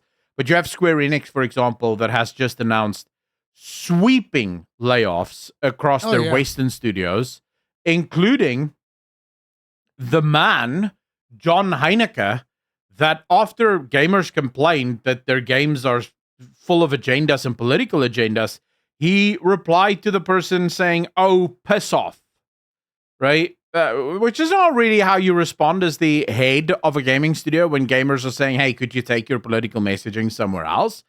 Square Enix have said, "Bye-bye, have fun. We're gonna break. We're gonna break rank here." Here's another interesting thing about that Square Enix thing that we didn't even talk about, but I remember hearing this one. So you're saying that they're doing sweeping layoffs. You want to know why? Yeah. Because they're going to be replacing their entire QA staff with AI. That makes sense. That honestly makes sense. But I don't think it's just QA. I think it's also localization. It's QA, it's localization. But like I can assure you that because they've said that they want to have like all of their games be QA'd by AI, which is, by the way, it's a terrible idea. No, 100%. The amount of times I've seen AI make mistakes is actually staggering. And you're talking about some of the best AIs that we currently have available to us, which is, you know, ChatGPT, shit like that. The amount of times I've seen them make mistakes is crazy. Just yesterday, I forget why, but I was looking up something because I was looking for one of my videos, and in comes out this brilliant description from Gemini going like, Rurikhan is a content creator who covers games like Monster Hunter. He speaks fluent Japanese. And I was like, I do?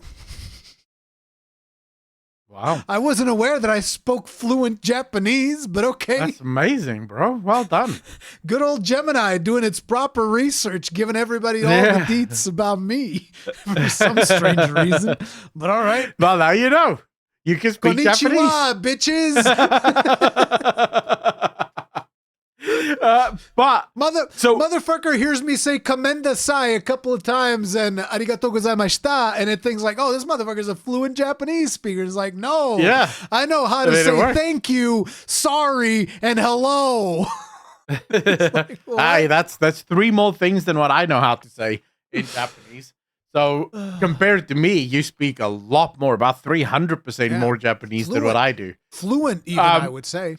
But so remember what we're talking about here. We're talking about the mobile stuff happening within Sony, right? Then we're talking about the Square Enix stuff and them getting rid of most of the people working in their Western studios.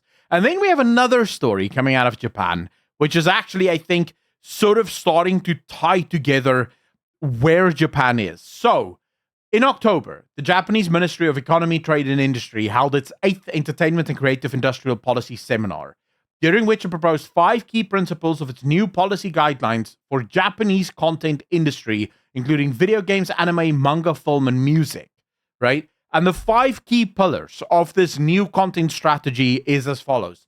Large-scale, long-term strategic support. Support efforts to spread Japan-made content to the world. No interference in the content of creative works. Provide direct support. Prioritize those willing to take a challenge. The third one here, I think, is what sort of starts to tie a lot of this stuff together. You have Hollywood having one of the worst years that it's had in a very, very long time, 27 years almost. You have the gaming industry, failure after failure. Sony has seen games not live up to the hype. We have another story here even where an insider, now take this with a grain of salt because it's from that Park Place, but they say an anonymous insider from Sony reached out to them and basically said that after the Ghost of Yotei game launched about a week later, Sony quietly scaled back advertising on the game as they started to realize, wait, this isn't selling. For some reason, people aren't really buying this. So game after game after game, we're starting to see these failures happen in the AAA space. And now you have this, the government actually coming out and saying, hold on. And for those of you that don't quite understand, this has been, we don't really talk about it on this podcast because we're not anime manga people. At least I'm not. And it's not really what this podcast is about. But in the anime world, there is a massive problem with localizers interfering with the stories being told in those anime and manga. Oftentimes, without the knowledge of the creators of the anime and the manga, where you will have Western localizers inserting homosexual or transsexual storylines that shouldn't even be there. It wasn't written into the story, but they're including it. They're including things like pronoun conversations because they're updating it for the modern audience. And this bill or this proposal from the government is basically saying, if you're working with a Japanese company, you are not allowed to interfere with any of their creative content. Your job is to basically translate as you're told to translate. You can't interfere with the creative process. See, there's this idea, and I remember this being a thing in certain video games. But there's this idea where localization should adapt certain things. Like, say, there's a saying in Japanese or whatever, right? And because that saying doesn't exist in the West, people feel the need to find like a similar saying in the West and replace that. And it's like, no, what you should do is you put like a parentheses there that just explains, oh, this is a expression in Japan. Yeah. And then the people playing the game learn more about Japan. Because I remember that I think one of the Persona games, I think it might have been Persona 4, actually did a really good job with localization because it would actually explain whenever there was something in the game that was a traditional Japanese thing. I forget exactly how they did it, but there would be like a way in which you would understand, oh, this is happening because it's like a traditional Japanese holiday, or, this is like a traditionally Japanese celebration, and you would become more knowledgeable about Japan, and that is cool. Yeah. If you just replace that shit with like a random saying from the States or from Europe or whatever, and you just replace that through localization, you're actually taking away from the main product, because people want to learn about the stuff that is happening where the game is taking place. because it's cool. It's cultural enrichment. You're learning about this different culture rather than you just replace. Actually, one might even say that's cultural appropriation. I don't know. Right? Yeah, I mean, isn't that how that works? Well, yeah. I think it's one of the things I love about Clear Obscure Expedition 33 is the fact that to some extent, they kept some of the things that wouldn't work if you translated it into English. So, for example, the big one that constantly is mon ami, right? Mon ami. They could say friend there, but it wouldn't have the same impact, right? It wouldn't have the same impact. Mon ami just sets a different cultural feel that allows you to really immerse yourself in the world and understand the character of this person that if you translate it into my friend wouldn't work the same, right? And so I firmly agree with you on this. But this bill will also make it impossible for Japanese companies, and this is actually a common or a very uncommon W from government, that actually realizes that these Japanese companies are shooting themselves in the foot because they're the ones going to these localizers and saying, hey, tell us how to win over the Western audience. And it's like, bitch, you've been winning over the Western audience by making games for Japan, and then other people play it. You're not going to win us over. We're actively looking for your games. We actively want more of it. Yeah. Stop by changing. adapting it for the Western audience, you're effectively trying to play. Yeah, I would make the argument. It's what you're trying to do is you're trying to swim in waters that are not native to your product, right? We see the same thing happen when Western studios try to make Eastern-inspired games. It doesn't work because the culture in the East is what inspires the game and what allows the developers to make that kind of game. If you're trying to do that in the West, it always comes off as just not quite there. It doesn't quite work the same way. And it's the same here. If you're trying to adapt your game to the Western audience, you're trying to play in their pond. But that pond isn't native to you. You don't understand the sense of humor, the sense of flow, the sense of culture. Why are you trying? We're playing your games because we happen to like the diversity of games. I can load up Witcher 3 and I can get a proper Western-style RPG. Or I can load up Persona 5 and I can get a proper Eastern-style RPG. Witcher 3 is really Eastern from where I'm sitting. Just throwing that out there. I would argue no. Yeah, Poland is to the east, brother. Trust me, I know. Yeah, but it is a Western style game, right? I get the joke, but it is a Western style game, right? And you want to see that, right? So that when I'm playing games, I can feel like I'm having that difference in types of games, right? I don't have to feel like I'm just playing the same game over and over again. So, and I think all of this boils down fundamentally when you look at games companies around the world, maybe starting to wake up a little bit, starting to recognize that, hey, this, and all of this stems from a fundamental failure in understanding the position and the role of art. I think we spoke about this last week as well. Art is great at holding up a mirror to society and saying, look at what you're doing, look at what you are. What art isn't is inventing new cultural trends. That's not art. Art cannot change culture. It can only hold up the mirror to it.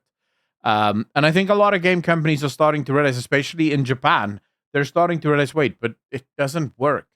If we just continuously make these games that try to tell political stories that aren't even native to our country, right? These aren't stories that the Japanese aren't struggling with men not being sure if they're men or women, right? They understand. They have a specific word for these people, and they understand these are just men pretending to be women. So this is not a problem that they struggle with culturally, but now it's being built into their games, it's built into their storylines, and it doesn't work. So I think we are starting to see a wake up. On Sony's side, the problem with Sony, and I will maintain this, Sony needs to get the Western part of Sony closed down. Move all things Sony back to Japan and screw the West. I'm going to agree with you simply because of the fact that ever since Sony changed to California, this has nothing to do with wokeness for me, because I know that people No. to me Yeah. here's the reason why. Ever since they changed their thing, what have they done? They closed down Sony Japan. Yeah. Sony Japan is responsible for some of the main reasons as to why I even bought into the PlayStation ecosystem in the first place, right? Sony Japan are the people who took a chance on Demon Souls. They took a chance on Soul Sacrifice, which, by the way, is fucking dead now. They're never going to pick up Soul Sacrifice again. They just left that shit to die on the PlayStation Vita. They're responsible for more games than I can count at this point. Sony Japan has done so much, and they just closed that shit down. They're like, yeah, fuck that. Yeah. Then it's like another one of the games that I really love, Wipeout. They just shut that shit down too. It's like, what the fuck do you mean, bro? Wipeout was amazing. They shut that shit down. No more Wipeout. Yeah. It's like, it's completely and utterly ridiculous, the situation that we're in, because all they really care about is like, listen, I love third-person action games. I love them, but that's literally everything they're doing. It's everything they're doing. It's like, okay, here's Horizon, third-person action game. Fantastic. Love it. Adore it. It's like Last of Us, third-person action game, survivor, horror, whatever you want to call it, still third-person. Okay, that's cool. I like the game. Story of the second one, not as good. And it's like Wolverine, that's going to be the same thing. Spider-Man, same thing. It's like they've nailed down this formula. They don't change it at all. And there were like some really cool things coming out of Japan. And now there's not as many cool things coming out of Japan ever since they started localizing their shit to California. I mean, there was a time where you would have games like Siphon Filter on the PlayStation, which I'm not even sure if it was an Asian game, but it was unique for its time. It was from the West. I think that might even be Ubisoft. Yeah, but it was unique for its time, right? It was super unique for its time. It had something completely different to what you would normally be playing. You have the Metal Gear Solid games, again, super unique for its time, right? So Sony Japan was willing to take risks, creative risks, to see if there's another way of doing something, to see if this might be a better way of doing something. I've recently started to, or tried to play Phantom Pain, Metal Gear Solid Phantom Pain. And I remember the thing that stood out to me most was the move away from tactical gameplay to just gameplay. One of the things I loved about Metal Gear Solid was sort of having to plan your route. I mean, you still have tactical gameplay. And wait, Phantom Pain, you still had plenty of tactics in that. The problem is second you go to the... You can choose to just murder everyone in most of the missions, yes. Yeah, but you couldn't really do that with Metal Gear Solid 1, 2, and 3, at least not from what I remember. You had to be super tactical because sometimes they would see you and it would be the death of you. Oh my God. And I missed that, right? I was just looking up a list at the stuff that Sony Japan worked on, and I had actually forgotten about this because I was just saying like a couple of the games, right? There's Eco and Shadow of the Colossus, which Shadow of the Colossus. Oh, dude, Shadow of Colossus was a fucking really cool game, actually. Fantastic game. And there's just like so much more. There's like a massive list in here. I don't even know a lot of these games, but there's just like so many of them that were absolutely phenomenal. And they're just like, yep, all that shit's gone. We're just going to shut everything down. Think about Chronicles was another one. Here's Demon Souls, like I was mentioning, Loco Roco, Parappa the Rapper. Like all of these are games that came from Sony Japan. Gravity Rush. Oh my God, bro. Gravity Rush. That's crazy. Obviously, Soul Sacrifice, Delta, Freedom Wars, Bloodborne, fucking Bloodborne. You want to, people are like, oh, why can't we get a Bloodborne remaster? Yeah, because they fucking shut probably has more to do with From Software, but you still shut down Sony Japan. Fuck you guys. I would like to say if you think about it, because you mentioned they're now basically just all doing the third-person action game. Well, how's that different to pretty much every Western studio? They all found their little niche, and they just continue making games in their little niche. And by this, I don't mean unique niches, right? Because there's a major difference between someone like Sandfall making Clair Obscur, which is a niche, but it's a very, very specific niche, right? That you're operating in, versus someone that right now you basically have BioWare, Ubisoft, CD Projekt Red. They're all basically making the same genre of game. Just, well, Ubisoft isn't even making different types of games. They're just giving it different graphics and saying, oh, look, we have Assassin's Creed now. But really, it is just Far Cry. Or Far Cry is just Assassin's Creed. Take your pick. Because they're all just sort of going through this. It's turned into a factory. Yeah. Right? Where we find the blueprint and then we just print as much of it as we can. But don't worry about it. That factory is about to get a whole lot more streamlined because now they're going to get AI to do it. It's going to be great. Yeah. They're just going to have AI printing it out. And I think what Sony is doing, where a lot of these other companies like Square Enix is starting to say, wait, this is probably not working anymore. Let's step away from this. Let's get back into actually making video games that we want to make because we're Japanese and we don't want to be Western. Sony is saying, well, let's do mobile. We're struggling financially. Our games aren't selling. We'll bring a couple of mobile games. That'll bring our shareholders lots and lots of cash. I still can't believe that PlayStation's just going like, let's make a new Horizon game on mobile. iOS and Android. Let's make a new Ratchet Clank game on iOS and mobile. It's like, what are you doing? Are you insane? That's crazy. They're having good fun. Crazy talk. Yeah. Then you have also, and I genuinely, I feel like I did know about this, but also I can't remember how I know about this or if I even knew about it. Maybe I literally just invented it in my own head. But I feel like I did know that there was a Warhammer 40k MMO.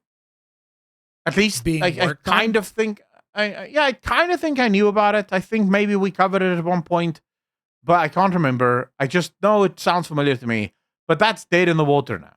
Yeah, so good old NetEase, the skin job company, as I like to call them, they just, shortly after they shut down Greg Street's project from Fantastic Pixel Castle, this is Ghost Crawler from World of Warcraft fame. You guys might remember we talked about this story last week.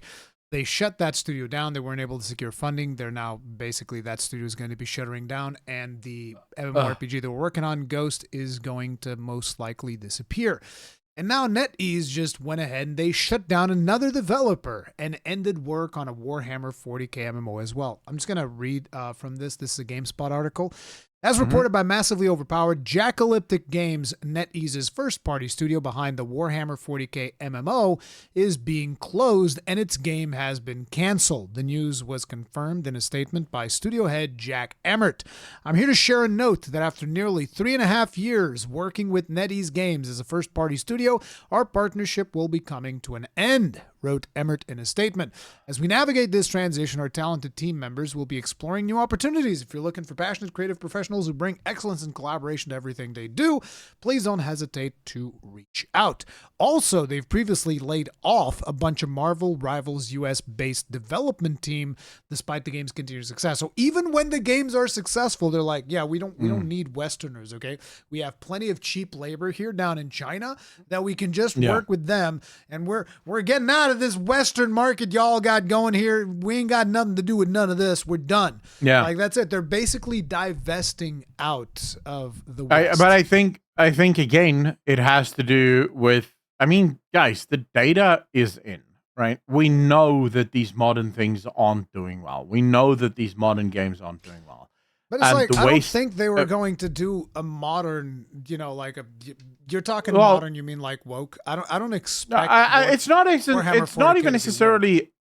I don't necessarily, because I think woke is a specific brand of modernization of storytelling, right? Woke is sort of when it goes to the absolute extreme, like, for example, the Steam box ad where you have a trans guy that's confused about what his gender is, and a fat woman sitting on a couch playing the Steam box, as if that is in any way, shape, or form indicative of what most people would look like playing the Steam box. Fat, sure, but not confused about who they are. The issue for me just is, that's an extreme thing, right? So it's when it reaches that extreme level. What I'm more talking about when I say sort of, the modern storytelling is the unbelievable woman, right? These girl boss women that no one cares about. Look at every single female superhero that basically since Black Widow, right? In the Avengers films, that was the last time that I think people even cared about female superheroes because she was actually believable in that regard, right? She was a believable superhero. Her femininity was part of her strength and part of the toolkit that she used. All of these storylines in the West, I think the West has just become such a political beast that a lot of companies in the East are just starting to go, yeah, never mind. We'll just go make these games at home because this is insane. But it could also just be that NetEase is divesting in the Western market because we covered last week. NetEase dropped Ghostcrawler and Fantastic Pixel Castle, right? Yeah. So it might be that NetEase is just divesting. It might not be political. I'm firmly in line with the idea. It's interesting that why would they be divesting from the Western market? I'm just like a little bit off topic. I'm just curious about something. Shouldn't take too long, but it is going to be a little bit political. Have you watched the latest version of Battlestar Galactica? This was a couple of years ago. Are you talking about the remake? Yes. That most people know about because there's one that was in the 80s, 70s, 80s, and then there's a newer one. The newer one, yeah. I've watched the newer one, yeah. How'd you like it? I enjoyed it. It was good. How'd you like the character of Starbuck? Katie Sackhoff. When it started out, I wasn't a major fan of hers, but I sort of started loving her towards, I would say, season 2. Season 2, right about middle. You know that originally that character was a male. In the original. I have no problem believing that. No, I think it's a fact. I'm not telling you something. I'm not making it up. No. I'm just saying. I think she works better as a female. The dynamic between her and Odama's son, I can't remember his name now, but that dynamic, because there's underlying feelings there, it builds the tension differently. But also, I would say that's an example of writing a tomboy woman very, very well. Because she is more tomboyish, right? Yeah, she's a fighter pilot. 1,000,000%, yes. she's not the girly girl, right? She's not the one doing her nails, but it's still, her femininity still plays a part in who she is as a character, right? It's still really well written in that regard. Yes. Yeah. It's incredibly well written. I'm just saying this as like a counterpoint that there are examples where they have replaced characters 100%. in a way that, okay. Yeah, I have nothing against replacing a character if you feel that it makes more creative sense, right? So you have this idea, you have this creative vision, and you think this is really going to work. Or what sometimes happens, and we should just be clear on this, it does sometimes happen where you have this image in mind of who you want to have as the actor here, and then someone else comes in and they play the character completely differently, and suddenly you go, but I love this way more than my original idea. We know from Friends, for example, Joey Tribbiani originally was supposed to be this suave, smooth-talking, Italian-American, and then he became an very idiot. smart, good actor kind of character.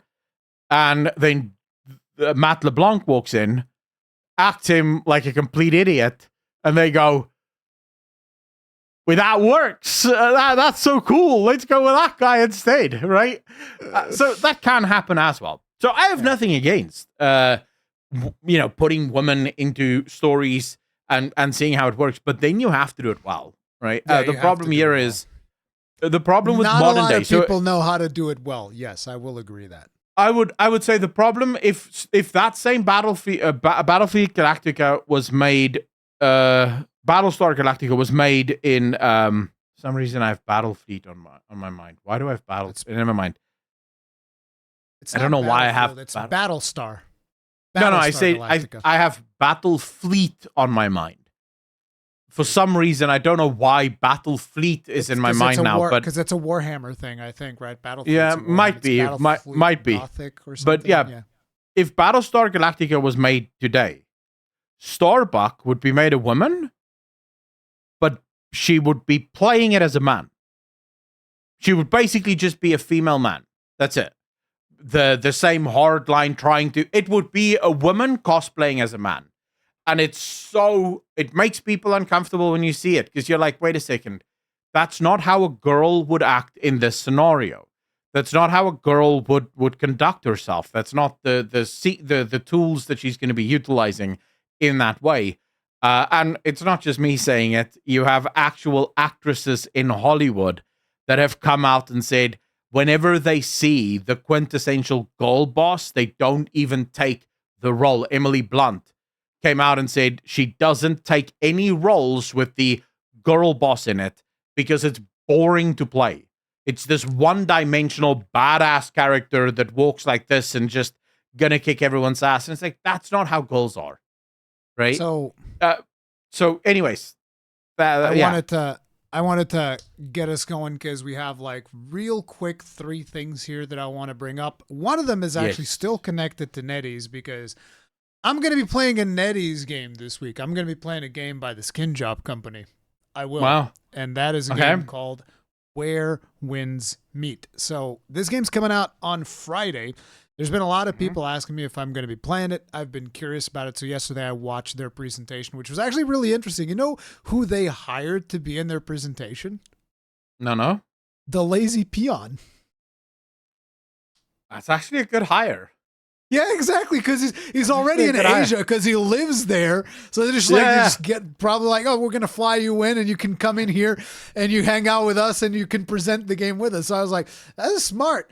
But basically, I was watching this showcase that they did ahead of the release of the game. One of the things that they said, absolutely no pay to win whatsoever in the microtransactions. Now, the thing is, unfortunately, nowadays, a lot of people have different definitions for pay to win. And therefore, I always have to explain, listen, if you can save 0.00001% of time with a purchase, that's pay to win. Okay. If you save a nanosecond by buying something with real money, you are effectively paying to win. This is where I draw the line in the sand. Now, whether or not I'm going to be, sticking with the game and all of that stuff depends on how egregious I find the pay to win to be. That's just the way that I look at it. Can I take it a little bit further than what you are here? And I would like to say, if a game, so I would argue that being able to buy cosmetics in a game like World of Warcraft is pay to win. Because there's a lot of people who play World of Warcraft purely for transmogrification and cosmetics. Which means to those people, the one that can swipe their credit card and just buy a bunch of outfits are paying to win in that series of the game. Right? So I would argue any and all purchases that basically allows you to circumvent work in the game is a pay to win element of a game. There are more egregious ones. There are more egregious ones, and then there are more acceptable ones, right? So for example, even though buying cosmetics in World of Warcraft is technically pay to win, if your perspective is on transmogrification and the crowd that loves transmogging, we sort of accept it and say, okay, well, it is just cosmetics. It's fine, right? Specifically because most of those cosmetics can't be earned in the game. It's the only place to get them is on the shop. So, and the transmog community have sort of said you can't use bought stuff in their competitions and stuff. So you can't really buy your winning ways there. Where we all say no is when you can buy power, right? Yeah. But sadly, some people don't think of power as, well, what if I can buy increased mat accumulation? An XP booster. Yeah, or an XP booster. Yeah. Is that pay to win? Yeah, of course it is. Because it allows me to do stuff that makes me more powerful faster. But anyways, I just wanted to... Yeah, the way that I look at it is like, if they are saying there's no pay to win in the form of like, well, we're not selling you gear or anything like that, but then all of a sudden it's like, oh, but you can buy this EXP boost potion. It's like, well, that's pay to win. Like, it's just literally that simple. And that is going to be a matter of how egregious is it going to be. But for now, the developers seem to be saying a lot of the right things. It's kind of like it's an open world game, but it also has an online component to it. You can play it co-op. You can do a lot of crazy things in it. And I'm just like, yeah, sure, I'll check it out. I'll see what it's all about. And then if they start going down the greedy road, I'll be like, well, it was free to play anyway, so whatever. You guys can keep your greed and all of that stuff. But we'll see how that pans out. We'll see if there's a single company that can come out of NetEase with like a good game. Because if you think back to like Sekiro was also published by Activision. Sekiro was published by Activision. Strangely enough. Yeah, not wrong. Did you know that? I knew that, but I forgot it.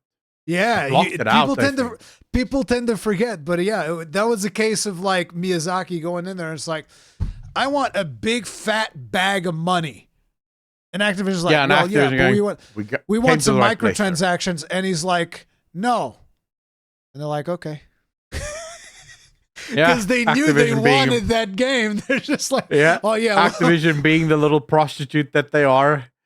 They first set the stage high. They're like, yeah, but only with microtransactions. No, fine. And then Miyazaki's just like, no, fuck you. I'll go somewhere else. And they're like, okay, fine, I guess. Yeah, they're just like, okay, shove it in. Fine, I'll take the back. But yeah, so I'm gonna be checking it out. That's gonna be an interesting one. That's coming out on Friday night. Then in more gaming news and updates and stuff that is happening, Elden Ring got its DLC announced at the recent PlayStation State of Play, which was a Japanese-focused State of Play. This is a DLC that is going to include 2 new Nightfarers and some more diversity into the map. So there's gonna be like more. He said more diversity. There's gonna be trans people on the map. Damn it! And another one bites the dust. There's already trans people in Elden Ring. Like, what do you think? Yeah, I'm aware. Is? I'm aware. But anyway, that's good. But anyway, as I was saying, so you get like more points of interest in the map. There's going to be more shifting Earth events. There's going to be 2 whole new bosses, and that's going to cost like $15 or something like that. I already have 200 hours in Nightbrain, so spending some more time on that game I think is going to be absolutely awesome. I'm super excited to check it out. There's going to be some returning bosses. One is specifically very iconic to the series. Artorias is going to come back to Elden Ring Nightbrain. One of the most well-known not villains, he's kind of like a fallen hero type of archetype character. Like one of the most memorable bosses in Dark Souls. He's coming back, and he has the exact same intro animation where he stabs somebody with a sword and he throws the corpse at you with his sword, which is really cool.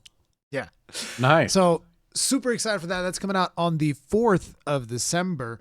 And then we got some more news about Monster Hunter Wilds Title Update 4, which it now has a set date. It's coming out on the 16th of December, which was already expected because usually Capcom has like their weekly events and stuff listed. And the list stopped at the 16. And whenever the list stops, everybody's like, okay, that's when the next update's coming. We know. So they just confirmed it. And they're adding a bunch more endgames. Supposedly, this is going to be the one where there's going to be significant improvements to performance.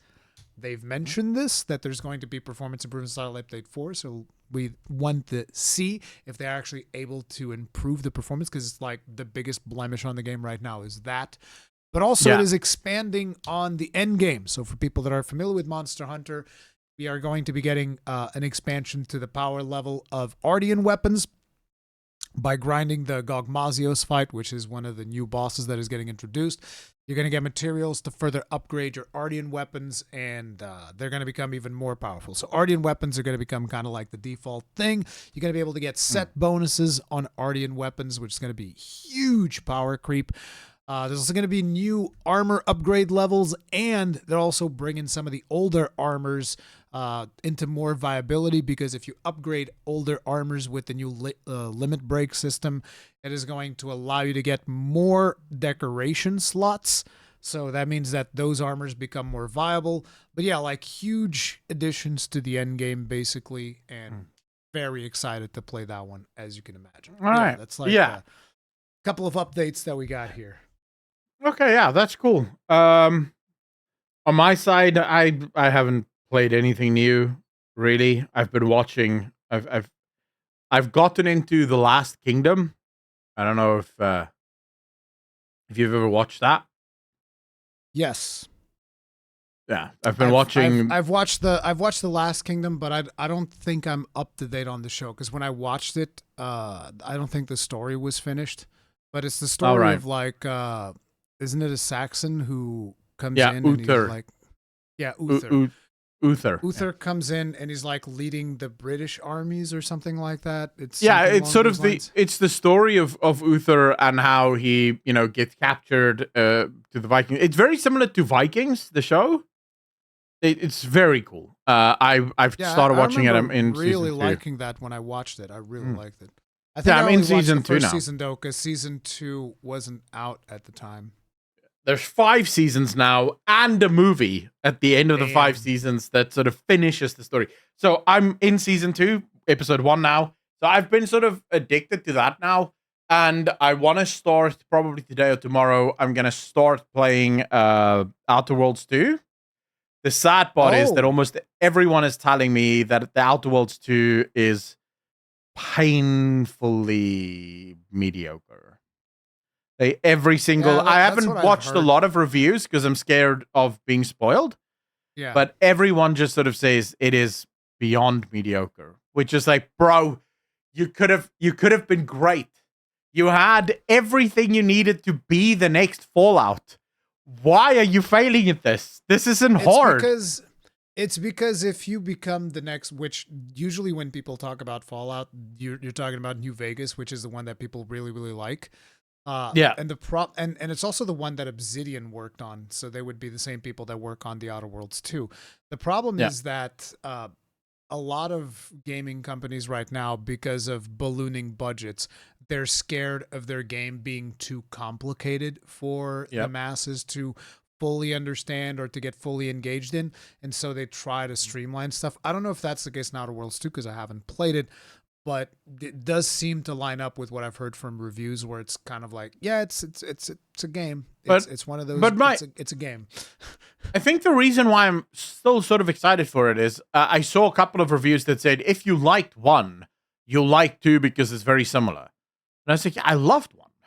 Yeah, 1. I thought 1 was really fun. Like, was it as in depth as Fallout? No, but it was super fun. I enjoyed myself, Like so if it is like 1, I'll have a whale of a time playing it. If there's woke crap in it, however, I'll probably won't have fun playing it.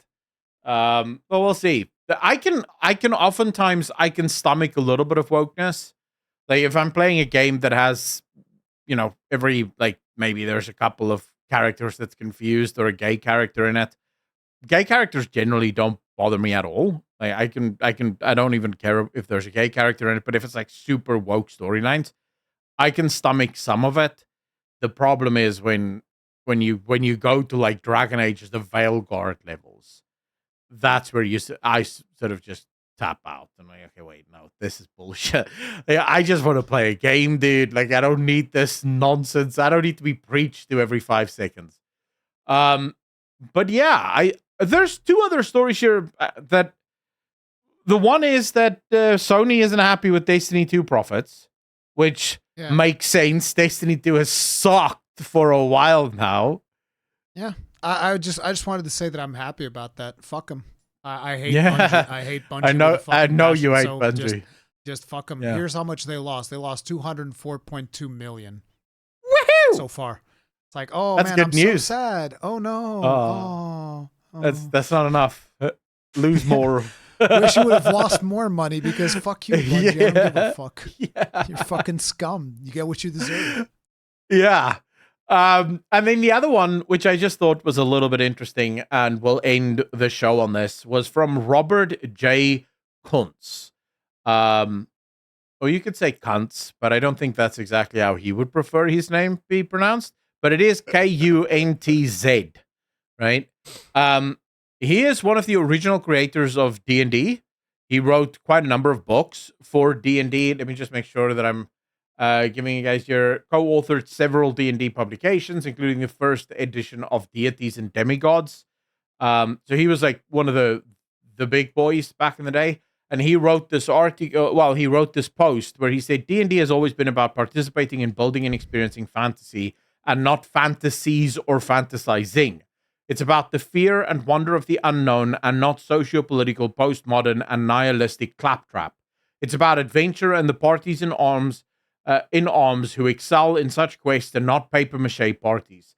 Legends are born with the former, while the latter produces, at best, gruel for the simple-minded who have no anchorage to the myths, legends, and stories that birth the genre and its subgenres. The latter's postmodern gobbledygook deconstructs the pillars of fantasy and mocks untold years dedicated to its classical beginnings and the creativity, wit, and imagination of its authors. It insults thousands of years of culture, literature, and folk tales while standing on their ashes like some uninformed or uniformed, uninformed, no, it is uniformed, midget-minded arsonist. It is an affront to truth in all cases, culturally and historically, and unlike the target it aims to impugn, mock, and destroy, it itself will be consigned to the dustbin of history. And, excuse me, I'm not someone that likes swearing quite often, but a more elegant way of go fuck yourself you will struggle to find. This is a passage that effectively just says go fuck yourself, which is cool. I like it. I like that people are...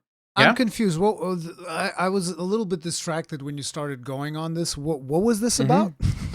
This is about D&D, but he's talking about more than just D&D. He's talking about basically the modernization of fantasy in general.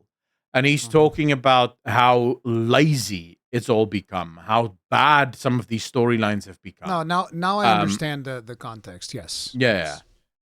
It's incredibly elegantly put, but it basically just boils down to go fuck yourself. And he's not wrong. It will be consigned to history because after almost a decade of this, they still can't find an audience. The modern audience is still rejecting it. The modern audience is still sort of yearning for something that they hate. And, they'll keep going until they're either broke or bankrupt or both. So we'll see. That's it from us, ladies and gentlemen. That is it from us. As always, want to thank you from the bottom of our hearts for being here, for joining us, for hanging out with us. There was a lot of stuff happening here. Rurikhan, thank you so much for taking time out of your week to, join us here, and hopefully you all had fun listening to us. Rurikhan clearly is having fun making stuff and painting stuff. Look at my little geomancer. He's got claws. He's a little Necron. That is cool. That is super cool. Are you building a Necron army? No, it's not an army. It's a kill team. But yes, I have a Necron kill team. They're the canoptic circle. They look like this. Oh, that looks cool as hell. Dude, they have these cows. I mean, we call them cows because they're like these four-legged spiders. So if you look at this thing, you want to know how this cannon works that's on his back? So you shoot somebody, then it does a fuckload of damage. But imagine that the person survives. You can just roll a dice and be like, actually, that model gets deleted. So you can actually just physically pick up a hammer and just break the other guy. Okay, I'm exaggerating now, but no, there's a rule with this cannon that if you shoot it and it hits something, there's a chance it just deletes that character from existence, even if it doesn't outright kill it with damage. Wow. Which is just one of the funniest things ever. It's just like, okay, so you saved all of the shots, huh? Okay, well, I'm going to roll this dice, and yep, that character's gone from existence. It's gone forever. It's like, wait, what? That is so broken. That is so broken. But hey, the Necrons are pretty broken. The only thing that saves us up until now is the fact that they keep fighting each other rather than actually, fighting the rest of the galaxy. But hey, ladies and gentlemen, I want to thank all of you for coming out, for hanging out with us, for spending your time with us. Please have a wonderful weekend. Take care of each other. Be good to each other. Be kind to each other. And we will see all of you in the next one. Peace.